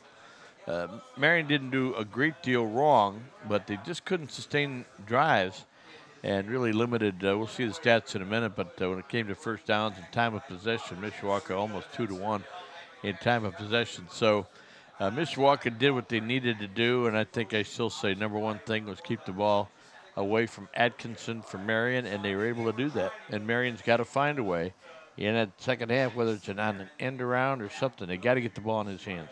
Let's show you how it got to be this way here at Marian High School tonight, as the Knights and Cavemen both came out fired up for the season opener. Justin Fisher found Chaz Hardy. That was the only pass in the opening drive. The rest of that 5:45 march on the ground, Chase Gooden took it in. 2-point conversion made it 8-0. Bryce Lassane hit Blake Oberg on a slant pattern. Caleb Lasanka took it around the corner. And again, Marian went for two. They got it, tied at 8 in the first. Then in the second, Chase Gooden doing a lot of the work on the ground. Justin Fisher would cap it with a touchdown run here. 2-point conversion made it 16-8. So Marian had some work to do. They got some help on a roughing the kicker penalty. Lassane found Brady Hoskins, took it deep into Marian territory. Lusanga flips into the end zone. 2-point conversion ties it up at 16. But this special teams kick return by Chaz Hardy helped set up Mishawaka. Fisher's second touchdown of the night put the Cavemen in front, and he would tack on another one late in the first half to make it 30-16. And a look at the first half numbers, Bob, show that Mishawaka has controlled most of the first half. Right, and with 212 total yards, it's not like they executed well enough to really blow somebody out, but they didn't give the ball up and they didn't make many mistakes. They went for it a couple times the fourth down and got it. And they also had a tremendous first half rushing the ball, 176 yards. Marian struggled, 67 total yards rushing. They threw for 31, still under 100 yards total offense. And again, Marian gets the ball to start the second half. Look at those first downs, 12-5. Mishawaka possessed the ball, and that was the secret for them. And Marian's got to do the same to get the ball to start the second half. So it's 30-16 in favor of the Cavemen. For those of you watching on the Facebook live stream, I'll have scores from other games. Second half play-by-play coming up momentarily from Atulski Field on the 46th Game of the Week.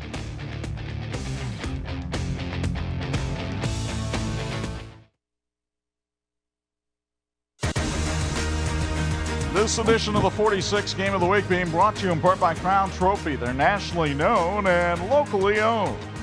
Let's go downstairs for a Bills heating and air conditioning sideline report. I'm sure Bo would like the latter part of that, but I know you talked to Michael Davidson, the Marian head coach, at halftime. He could not have been pleased. Yeah, I did get a chance to talk to Mike, and some of the stuff he talked about was mainly the last 4 minutes of that first half. And he goes, I asked him about the heat, and he goes, that's what affected us. He goes, our guys just kind of gave up just a little bit right there because the heat kind of got to them. They let up just a little bit, and that's what happens when you got a team like Mishawaka that's got a lot of veterans out there. They can take advantage of it, and they did. He goes, we got to really step up this second half, and one of the biggest things is we got to get Atkinson the ball. He goes, we got to get him in different formations, and we got to get him the ball, guys. Well, that's what happens when Michael Davidson listens to Bob Nagel. It's just, it's really tough, and congratulations to Mishawaka on their focus and their effort. You know, the other thing Marian's got to be looking for are other heroes.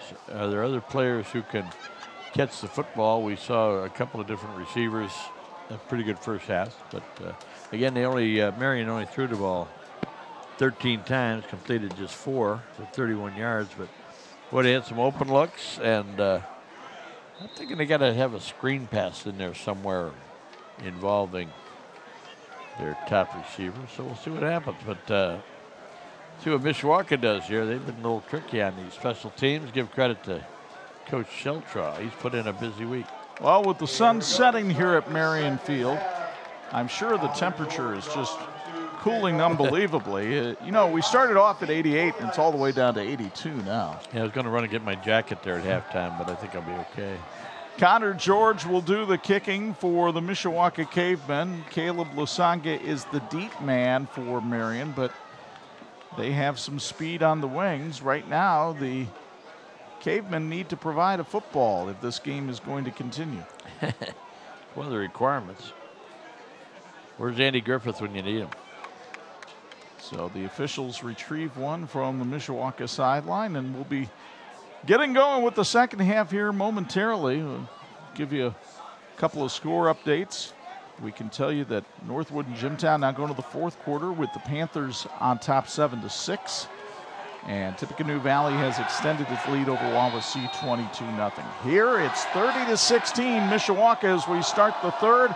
A squib kick. Gabe Kerr will field it at the 38, be tackled at the 40-yard line by Isaac Valdez. And Marian will start 1st and 10 with good field position once again tonight. That has not been the problem most of the night for Marian. No, it hasn't. And first down has also been a bit of a challenge for the Knights. And they've had some good plays, but again, you really have to do like Mishawaka's been doing, 5-6 yards on first down, makes it a lot easier. So Michael Murphy checks into the game. It looks like he'll be a wing back here. As Bryce Lassane lines up in the shotgun. We'll see what kinds of adjustments both teams make here in the second half. It's Atkinson in motion on the jet sweep. Well, that's one way to get him the ball. Atkinson around the end, speeds his way and knocked out of bounds on the Mishawaka sideline, close to the first down marker. The first touch of the night for Greg Atkinson, and it'll net him about 7 yards. Well, check on a night like this. One thing about Atkinson is not having carried the ball too much already. He's got to be pretty fresh on a hot night like this. So if he's got his legs under him, he might be a challenge for some of the Mishawaka Cavemen who've been out there the whole first half. Now Lassane lining up in the shotgun again on 2nd and 3. Long count. And Lassane will roll right. Has time and finds his man for a first down. I believe that's Blake Oberg over there in front of the Mishawaka bench, and it is. And Oberg went right to the 50-yard line, and that'll be enough for a first down sponsored by CB Custom Painting. Saints pass complete Oberg.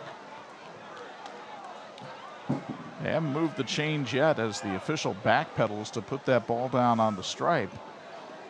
But with that nose of the football over the 50-yard line, they're waving on the chains. It's a first down. Yeah. Oberg's caught a couple balls tonight. That's certainly has helped.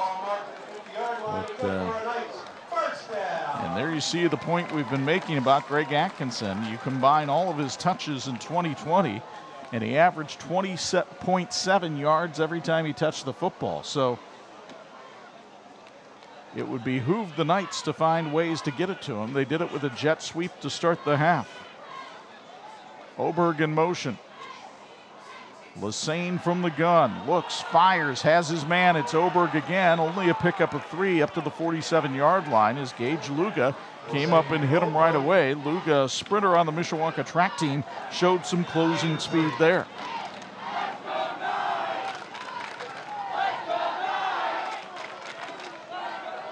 That'll make it 2nd and 7. Murphy checks back out of the game now. Michael Prizagoda checks in.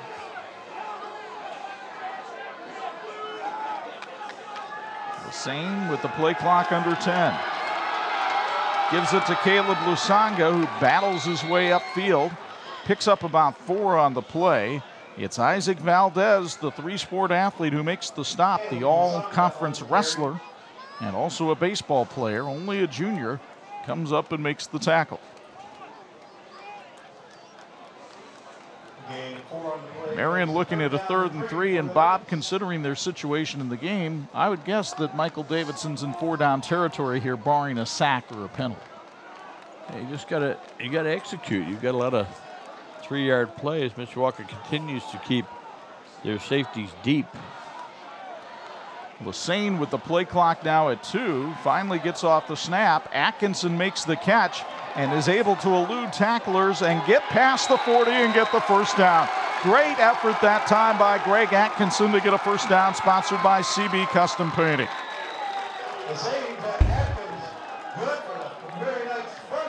Watch Atkinson here.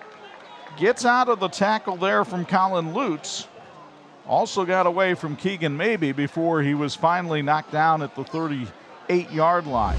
Only a 5-yard pickup, but that's more than what they needed. Another first down. Now it's a handoff to Lusanga. That didn't fool anybody as Bo Brown, the all-conference defensive end, comes in and makes the stop. Brown, another one of these 3 sport athletes on this Mishawaka squad, also plays basketball and a member of the track team. One of the things about being able to get your top threat into the ball game, they've certainly done that with Atkinson, but one of the things about that is it gives other players opportunities. If you fake it to him, if he's running a deep route, he's taking a couple of guys with him, it becomes very effective once he establishes himself. 2nd and 8. Bad snap. Lusanga able to pick it up, but he gets tripped up by Valdez in the backfield back at the 39-yard line. That's the second bad snap that Marian has had tonight. One time it was recovered by Mishawaka, and this time Marian is able to pounce on it. Get another look on our 46 replay. And that was a point of emphasis for the Mishawaka coaches when we went to practice this week. They felt that if they hit the center enough during the game, these kinds of things would happen. Good preparation certainly by both coaches, but it has been a factor in this game. 3rd and 11. Lassane looking right, throws, knocked down on a beautiful play by Colin Lutz. Lutz, the returning starter at linebacker, a senior, bats down the pass from Lassane. It'll be 4th and 11. Well, Mishawaka has held with the help of the Knights a little bit, but Marian's got to punt the football. They have a very effective punter. I don't think they're going to punt it here, Bob. Well, at least that's not how they're lining up. Now, they might have Lassane do something that Maddox Begonia Bright did a couple of times last year and kick from this position. We'll see. But it's Atkinson in motion. Lassane looking down the field, now has to roll out. Fires it up in the air, and it is incomplete, but let's see if there's a flag. There was a lot of contact down there. Kanan Jewett came over and made the hit, but there is no flag, and it appears Mishawaka will take over on downs. Both sides were jumping up and down. I think Marian thought there was a penalty. Mishawaka said, nope, our ball. That would typically be called a penalty, what just happened there. I think it would. The ball was up in the air for quite a while, so officials made their call. Folks, want to remind you that Markley and Associates would like to give a special shout out to all the Marian players and students. We're very proud of all of you and your accomplishments. They also would like to thank the entire coaching staff and all of the teachers and administrators at Marian High School. We appreciate everyone involved at Marian High School. Our school community is truly a family. Go Knights from the team at Markley and Associates. Cavemen go to work with Chase Gooden running right up the middle, and he is dragged down at the Marian 45-yard line after a pickup of 16. Take another look as Gooden is able to run away from one tackler, and Brian Boltink brings him down at the 44. And we've got an official's timeout as Gooden is limping off the field after that play. Another first down for Mishawaka. As we said in the first half, they had 12 to Marian's 5. Mishawaka first down, sponsored by Bonnie Doon Drive-In. Owen Walters checks into the game at fullback now for Mishawaka. Walters, a member of the track team, runs the 200 and the 400 as well as a pole vaulter. Chaz Hardy in motion, takes the pitch out.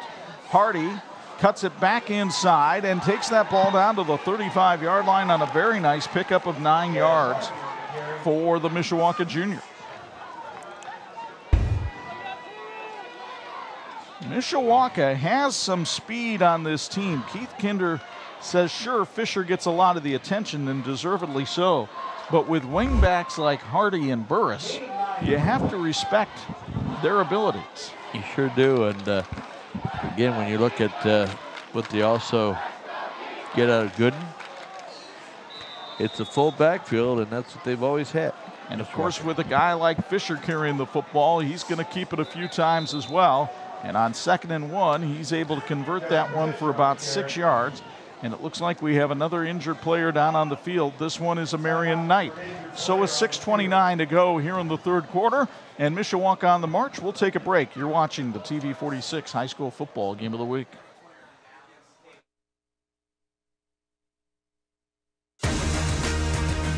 This edition of the TV 46 High School Football Game of the Week is being brought to you in part by Imagineering Finishing Technologies, IFT, where quality is a way of life. So the injured player for Marian being helped to the sidelines. And Justin Fisher brings Mishawaka out for a 1st and 10 at the 29-yard line. Daryl Osmond, the injured player for the Knights. Here's the handoff up the middle, and Owen Walters is on the carry, his first of the night. And Walters, who's spelling Chase Gooden, who left with an ankle injury, takes it down to the 24-yard line, a pickup of 5 for the Mishawaka senior. Walters, much different back than Gooden. Gooden, 5'10", 200, more of a grinder. Walters is more of a speed guy at 5'8", 170. Game 6 on the play. Here's the handoff again to Walters. He protects the football, wrapping it up, taking it down to the 21, and that'll set Mishawaka up with a 3rd and 2 here. And the Cavemen trying to choose some clock here with 5:40 to go, 3rd quarter. Chuck, you almost feel like the momentum, excitement of the game has kind of gone away from Marian. And you mentioned at halftime, they need to create a turnover or have some big play to re-energize them. I know they came in ready to play. Fisher keeps it himself this time. Fisher lost the football. I think Marian has it. Fisher lost the football. A lot of jerseys diving on top. Marian, nope, they did not get it. It is Mishawaka football. Looks like either Walters or one of the offensive linemen got down on the football. Here's Fisher being stripped by Setefano Sete. And again, a Marian player was right there, almost had it. But I think Tanner Parmley, the offensive lineman, may have been able to get in there and corral the loose ball. So that's a 1st down for Mishawaka. It's sponsored by Bonnie Doon Drive-In. Line of scrimmage is the 14. Pickup of 6 on that last play. Fisher somehow got the ball to Owen Walters in that exchange, and Walters takes it down to the 10-yard line, pickup of 4 on the play. It is a little bit bizarre to see that 76 on Walters' helmet, but the 90 on the uniform. Well, you know, one thing, he's trustworthy. And Keith Kinder's got him in the ball game at this situation. You know he's a guy he can rely on to hold on to that football. 2nd and 5 now for Mishawaka from the Marian 9. It's Fisher keeping it himself and getting wrapped up and taken down by Nick Klein, the defensive end. We've called Klein's name a couple of times tonight, only a sophomore making his first varsity start. And he's held his end of the deal well here against this Mishawaka option attack. Another one of those 5-yard gains, partner. It's a good 1st down gain. And, well, 2nd down. Now it brings up a 3rd down and short. Boy, Mishawaka chews up more time than a Friday afternoon meeting. Fisher keeps it himself, plows forward. Fisher down to about the 5-yard line. That would leave him a little bit short of the 1st down marker. It'll be 4th and inches. You'll get another look here from our field camera and see just how close Fisher came to getting to the 1st down chains. And it looks as though they've given him the 1st down.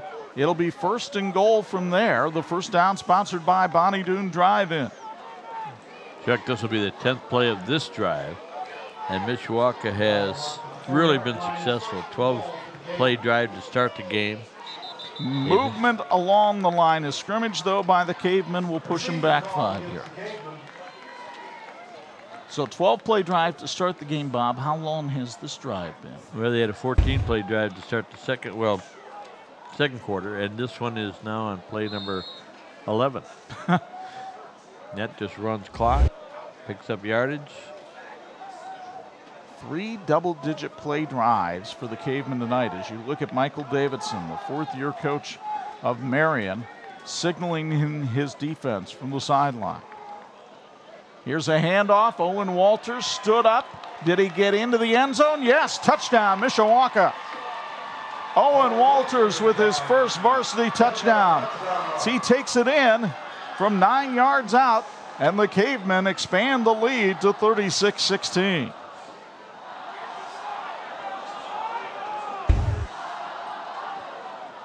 So Walters, who came on in relief of Chase Gooden, able to get through the high tackle and take it on into the end zone for the score. Connor George is here to kick the extra point out of the hold of Brady Fisher. Snap and set down and kick are all good. And with 2:15 to go in the third, the Cavemen are celebrating right now in the Princess City. They have bragging rights on the Marian Knights, leading 37-16 on the 46th game of the week.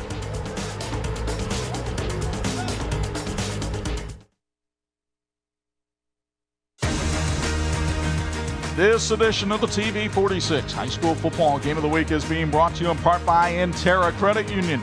We get it, and we've got it. You look at the Castle press box here at Marian High School. Great crowd on hand. Boy, so nice to see people back. I hope this can continue as the season goes on. People get comfortable with coming back to high school football. Great to see the student sections around anymore. And of course, you know, we're not past the scourge quite yet, but hopefully everybody can stay healthy and sports can continue for our young people. You know, some of the younger players on both teams were talking about how it's so nice to come back. And when school starts, they've already been together for a couple of weeks. So you've got some friends, some contacts, and what the athletic associations make it really special. Connor George, squib kick fielded by Marian at the 43-yard line, and they're down it right there. Nice catch that time for the Knights by Jake Murphy. But Marian's got some work to do in a 21-point hole. At no time did Michael Davidson's team trail like this in 2020. So a little bit of adversity here, and we'll see how it affects the Knights on this hot summer night. Well, a couple of things to keep in mind. This is not a conference game. And it's a battle between a Class 5A team and a Class 3A team. But that's never been something that either school wants to give quarter about. And so Marian needs to come up with some magic if they have some. Bryce Lesane, the sophomore, getting his first varsity start at quarterback, fires a bullet to Greg Atkinson, and Atkinson dives forward to the 45-yard line. A first down sponsored by CB Custom Painting. Give him credit for 12 yards and a first down. For Atkinson, his first catch of the night. One of the things we talked about at halftime too, Chuck, was the idea that Marian is sending, they've got Mishawaka's safeties playing very deep. Linebackers are coming up to stop the run. There's a gap in there, and they hit it that time for 12 yards. 44-yard line, the line of scrimmage.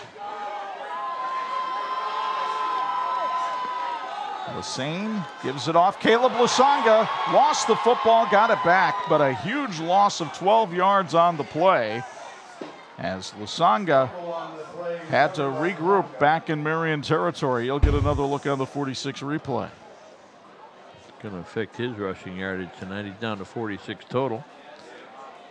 Marian defense went ball hunting that time and found the ability to knock that one away from Caleb.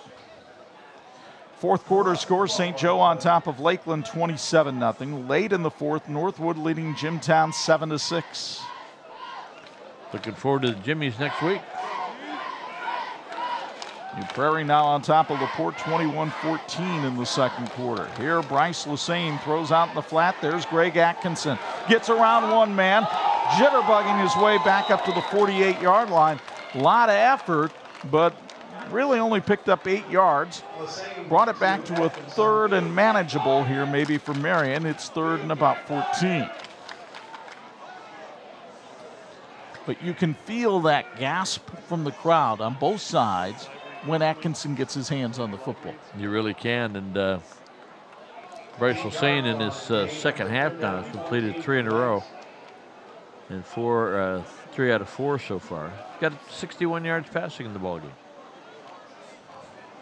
Bad snap again, and Lassane is able to get on it. Back at the 48-yard line, and this has been a little bit of a problem for the Knights tonight. So they will have to figure out here at the third quarter break what they're going to do on fourth down, because the third quarter has come to an end on an emotional night here in Mishawaka. Both sides fighting hard to get bragging rights, but right now it's the Cavemen who rule the roost. They're up on Marian 37-16 as we go to the fourth on 46.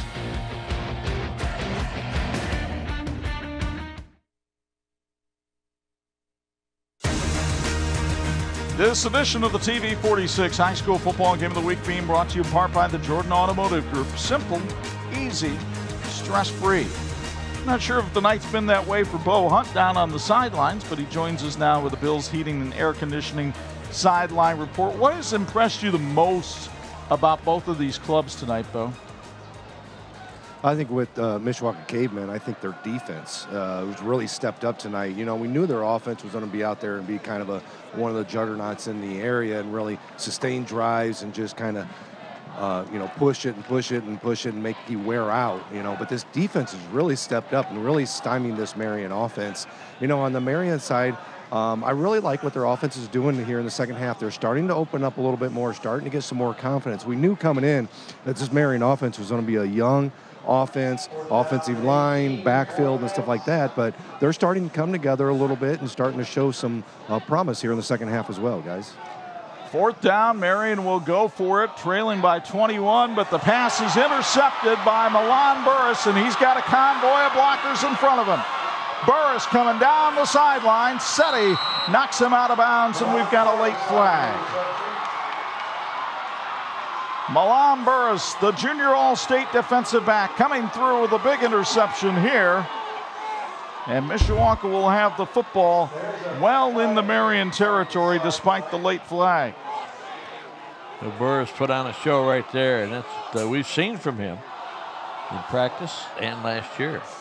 Folks, Imagineering Finishing Technology continues to be the industry knowledge source for metal finishing solutions. Our 3 Indiana locations are involved with supplying process components for aerospace giants, including the latest developments from Boeing and SpaceX. At IFT, we're like the teams in this game working toward a great finish. There's a block in the back called against Mishawaka at the end of that run, and so it'll be a 15-yarder tacked on to the end, so that brings Mishawaka back to the Marian 37 or 38-yard line.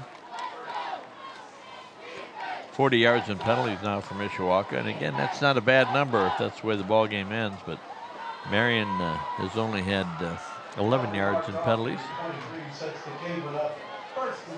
By the way, third quarter score, Valparaiso leading Penn 21-7. Halftime, John Glenn leads Boone Grove 33-0. Austin Fouts and the Falcons feel like they've got a pretty good chance in that NIC smaller school division. Justin Fisher keeps it himself on the option, and he spins forward for about 9 yards on that carry. And Fisher not really threatening the 100-yard mark for the night yet, but still has been a very steadying influence for this Mishawaka squad. No question, partner. He's at 76 yards now for the ball game, but he's also thrown it fairly well. I mean, at times very effectively, but more importantly, when you have a guy like that, every time the ball is snapped, Marian's got to check him first. A lot of times in this offense, you check the fullback first, but they're always looking at Fisher. By the way, Fisher just a terrific athlete. He batted .467 for the Caveman baseball team last year. As you see Chase Gooden stagger his way down to the 20-yard line for a first down, brought to you by Bonnie Doon Drive-In. Good to see Gooden back in the game after that ankle problem he had in the third quarter. Gooden now is 48 yards rushing. 30 yards for Burris, 57 for Hardy. Good balance tonight from the Cavemen, and I'm sure that's what Kyle Shaw and Keith Kinder want out of that offense. You betcha. And they've gone well over 200 yards rushing. And the big thing is their defense is giving up literally nothing. Handoff up the middle. Gooden carrying tacklers with him. And he takes it on up to the 15-yard line. Gooden on the carry. Boltink in on the tackle again, along with Elijah Davis. One thing I think you're also seeing here in the second half, Bob, is the size of that Mishawaka offensive line. And there were a lot of questions about that offensive line when fall camp opened up. Mishawaka graduated 4 starters from its line last year. But they've done a nice job here tonight. Well, and their conditioning might be a little bit better than some of the big boys in this game. So they're very active. Again, when you're running this type of an offense, you don't have to overpower or pancake opponents. You just got to give your running backs a little bit of a gap to get in. Well, Fisher just ran for 11, but this is not going to be an ad to become an umpire in the IHSAA because there's the back pedal, and then what you didn't see was the knee in the back as Gooden, or not Gooden, but Caden Williams was trying to avoid the umpire and wound up, I think, inflicting a little bit of further damage. Christensen Furniture is a local family-owned business serving Michiana since 1912. If you're looking for the perfect furniture for your home, Christensen Furniture has everything you need for bedrooms, dining rooms, living rooms, home offices, home theater, and much more. Christensen Furniture, where affordability meets style. Michael Murphy takes Chase Gooden down, then helps him up. Murphy always showing tremendous sportsmanship out on the field, 6'1" senior. Comes from a long line of Marian Knights in that family. Boy, a lot of Murphys. Over the years, great contributors to Marian's success. Remember, Tom Murphy went on to play for the Fighting Irish at Notre Dame. 2nd and goal from the 2 for Mishawaka with under 9 minutes to go in this one. The Cavemen trying to pad a 21-point lead. Gooden carries the ball and carries his man into the end zone for his 2nd touchdown of the night. Chase Gooden on the carry, and it's 43-16 Mishawaka. 50 yards on the night now for Gooden. Chuck, I don't have a way really to go back and go through all the numbers for Mishawaka in this game, but I'm thinking they must have 20 carries for 5 yards. And when you do that on first down, it makes it a lot easier. That makes Keith Kinder very happy. You betcha. And Garrett Ginter and Tanner Parmley leading the surge on that one. Bad snap. Brady Fisher's going to try to throw it in the end zone, but there's nobody there. And so the conversion fails, and Mishawaka leads at 43-16. But watch the center and the guard here create some room for Mr. Gooden. He went right in behind those big hosses, and the Cavemen are clubbing people tonight here in Mishawaka.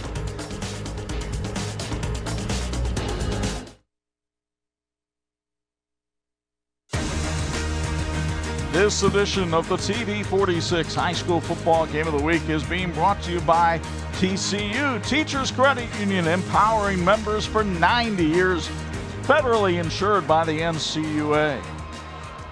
All smiles over on the Mishawaka side tonight. Their Cavemen leading the Marian Knights by a count of 43-16. Some other scores from around the area. Northwood rallied to beat Jimtown tonight, 7-6. So the Jimmies still pining for a win over the State Road 19 rivals. Nate Andrews' team getting off to a good start. Southwood leads Rochester 32-12. That game now in the 4th. Tippecanoe Valley on top of Wawasee 36-7. That game also in the 4th quarter. Northridge leads Adams 21-0. That game in the 4th quarter as well. here. 43-16 in favor of Mishawaka. Connor George with the kick, another squib. It'll be fielded by Setefano Sete at the 31-yard line. Sete getting up ahead of steam. Remember, he was a running back last year, and the linebacker takes it up to the 43-yard line. And 43 is a magic number right now. Mishawaka has 43 points, but last year that wasn't enough. They got beat 44-43, but boy, their defense has improved so much this year. And again, Marian has some changes. Matter of fact, Maddox Begonia is obviously gone, but he did a great job for Marian last year. And it reminds us that CB Custom Painting is a proud sponsor of Marian football. I'd like to wish the team good luck in tonight's game and all season. Special shout out from former Marian teammate Maddox Begonia. He says, "Go Knights." Great to hear from Maddox. He did a terrific job with this team last year, taking them all the way to the semi-state before that narrow loss to Bishop Chatard. The success factor has moved Bishop Chatard back up into 4A, but that doesn't mean that the road to the 3A title is paved in gold for the Marian Knights. There will be some combatants in the north, West Lafayette among them. No question about it. That's where you want it. Here's the handoff to Caleb Lusanga. Lusanga trying to swivel the hips, but he can't get away from the Mishawaka tackler, Gage Luga, who has played a nice game in his first game with the Cavemen. He transferred over from Riley last season. A gain of a yard on the play for Lusanga. He's got 47 yards rushing tonight. 2nd and 9 from the 44-yard line. Mishawaka's closing speed on defense, I think, has been impressive tonight, too. Bo mentioned the improvement that Keith Kinder's team has made in that area. Lusanga trying to get outside, and there you see some of that closing speed again as it's Keegan Maybe coming over, and there was no maybe about the tackle on the Marian sideline. He makes it at the 44-yard line, no gain on the play.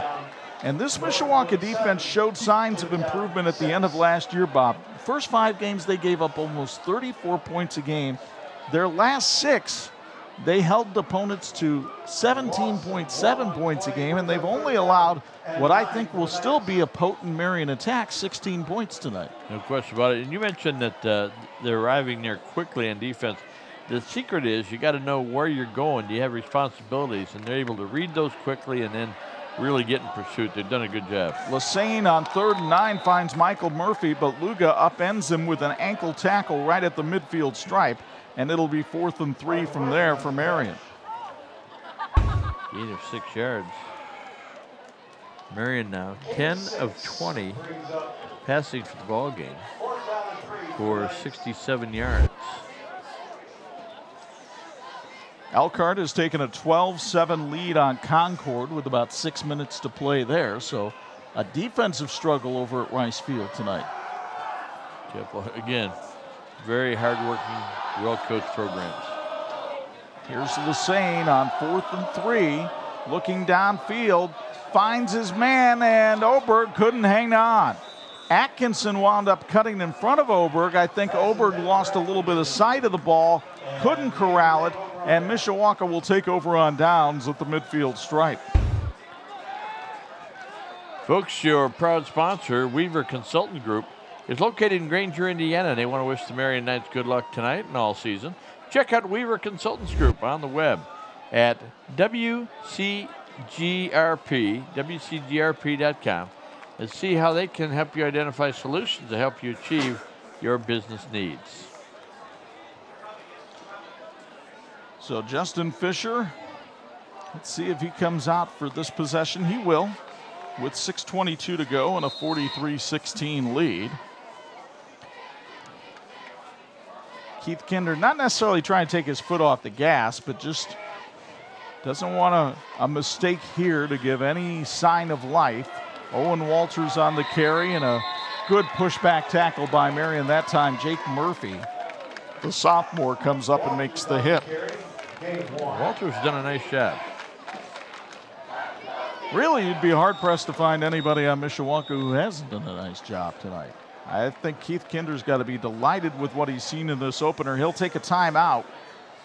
Timeout is called on the field, even though the clock continues to run down to 5:56, and we'll keep it right here. Believe me, nobody's complaining about the clock running right there. No, I don't think so. We want to tell you, folks, that Kiamba Ministries and Pulse FM present I Am They and Stars Go Dim.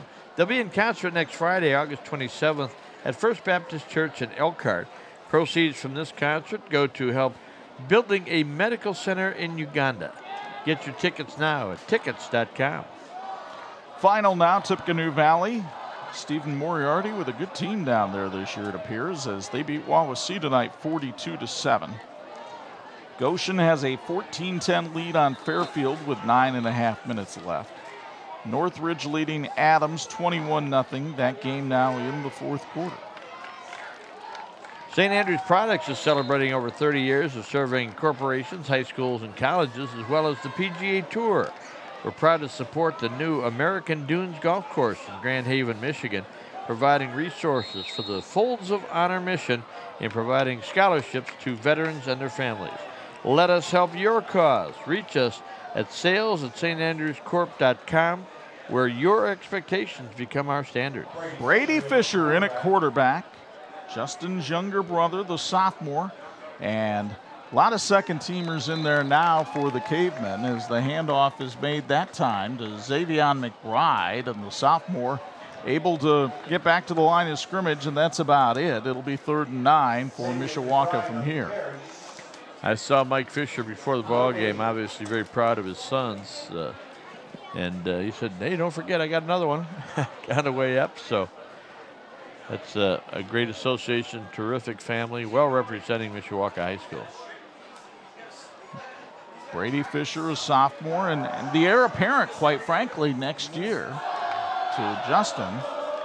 Here's another handoff up the middle, and it's McBride again on the carry. So Xavion McBride getting his second carry of the night. That'll set up 4th down. And I think Mishawaka will just go ahead and run the football here rather than bring the special teams out. Folks, the original Bonnie Dunes Drive-In on Lincoln Way has all your favorites. Stop by this weekend for delicious Bonnie Burger, fries, and root beer float. For over 83 years, Bonnie Dune has been part of the community. They have great food and rich, creamy ice cream.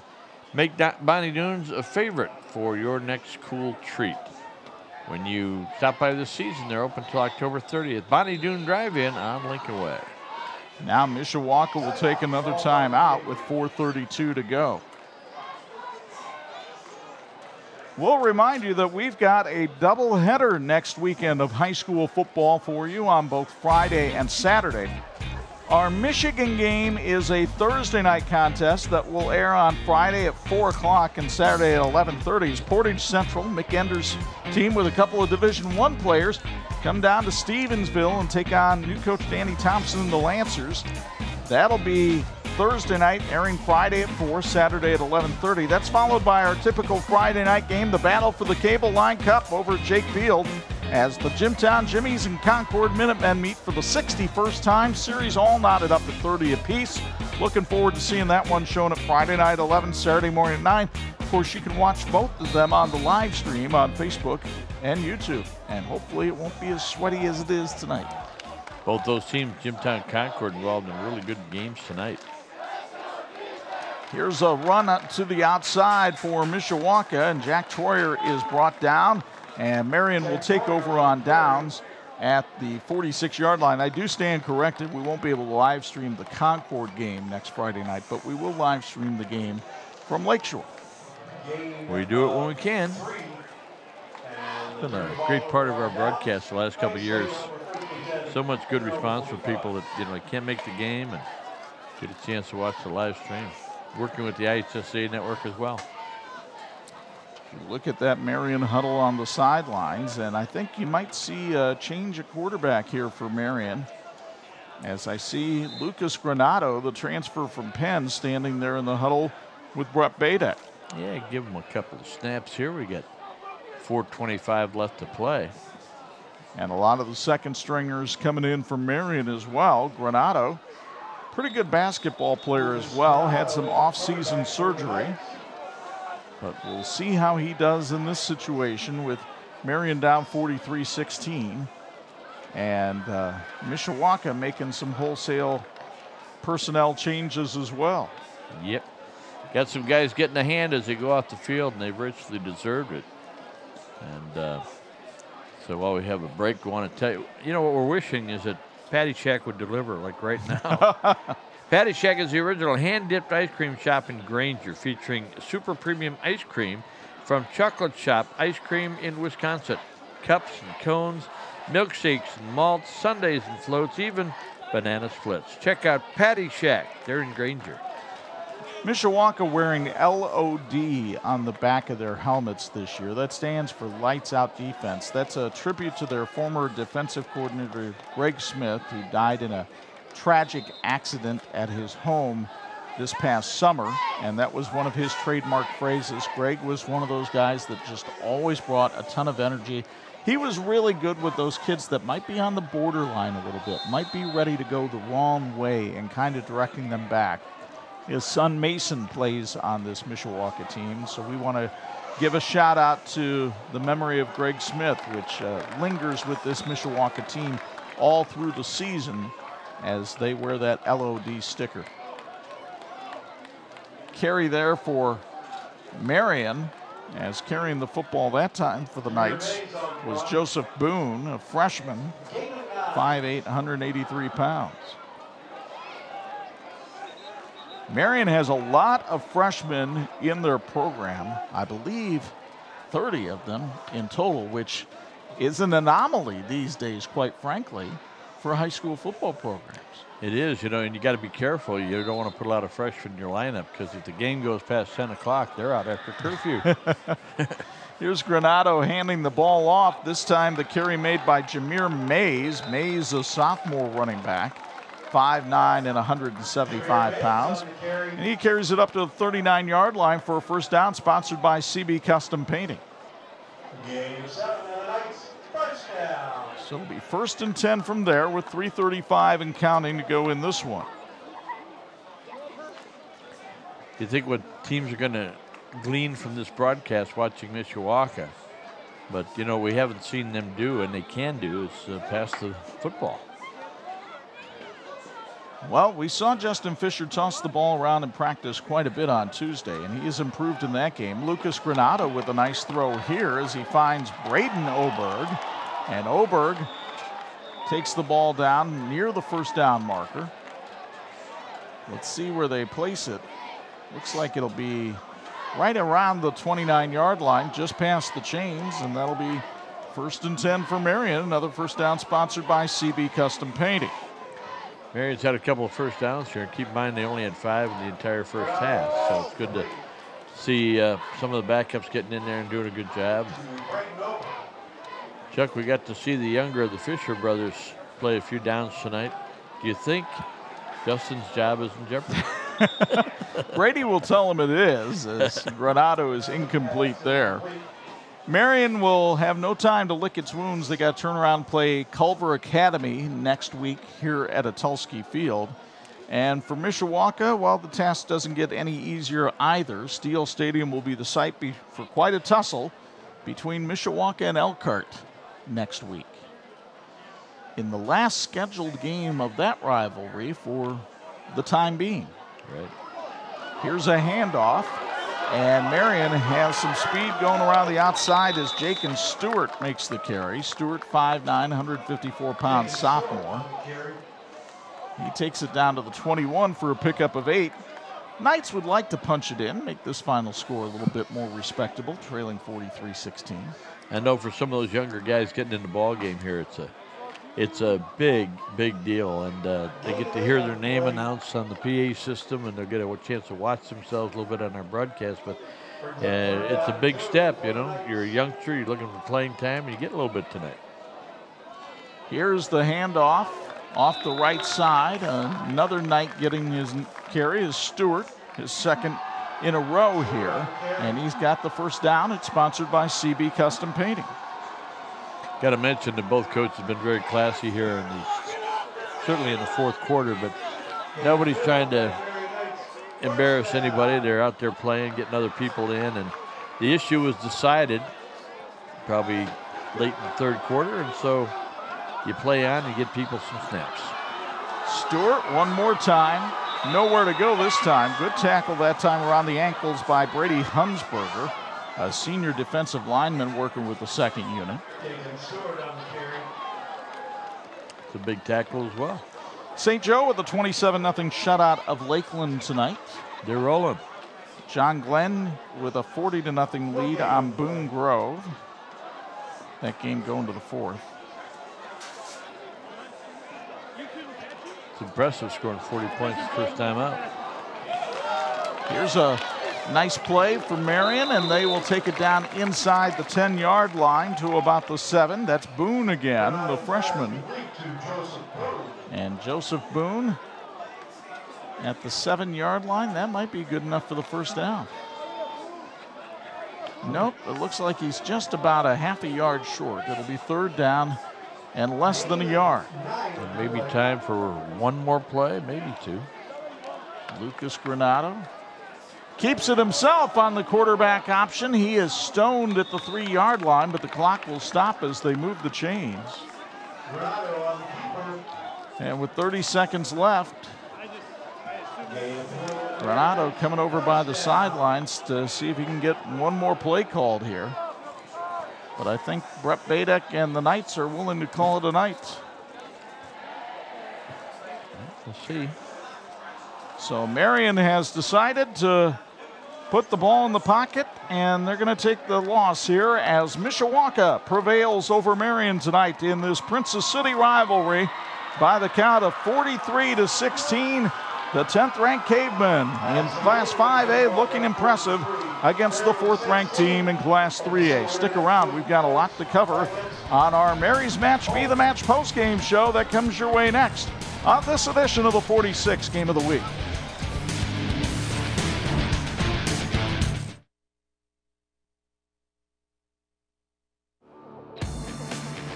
Thanks for watching the WHME TV 46 High School Football Game of the Week, brought to you by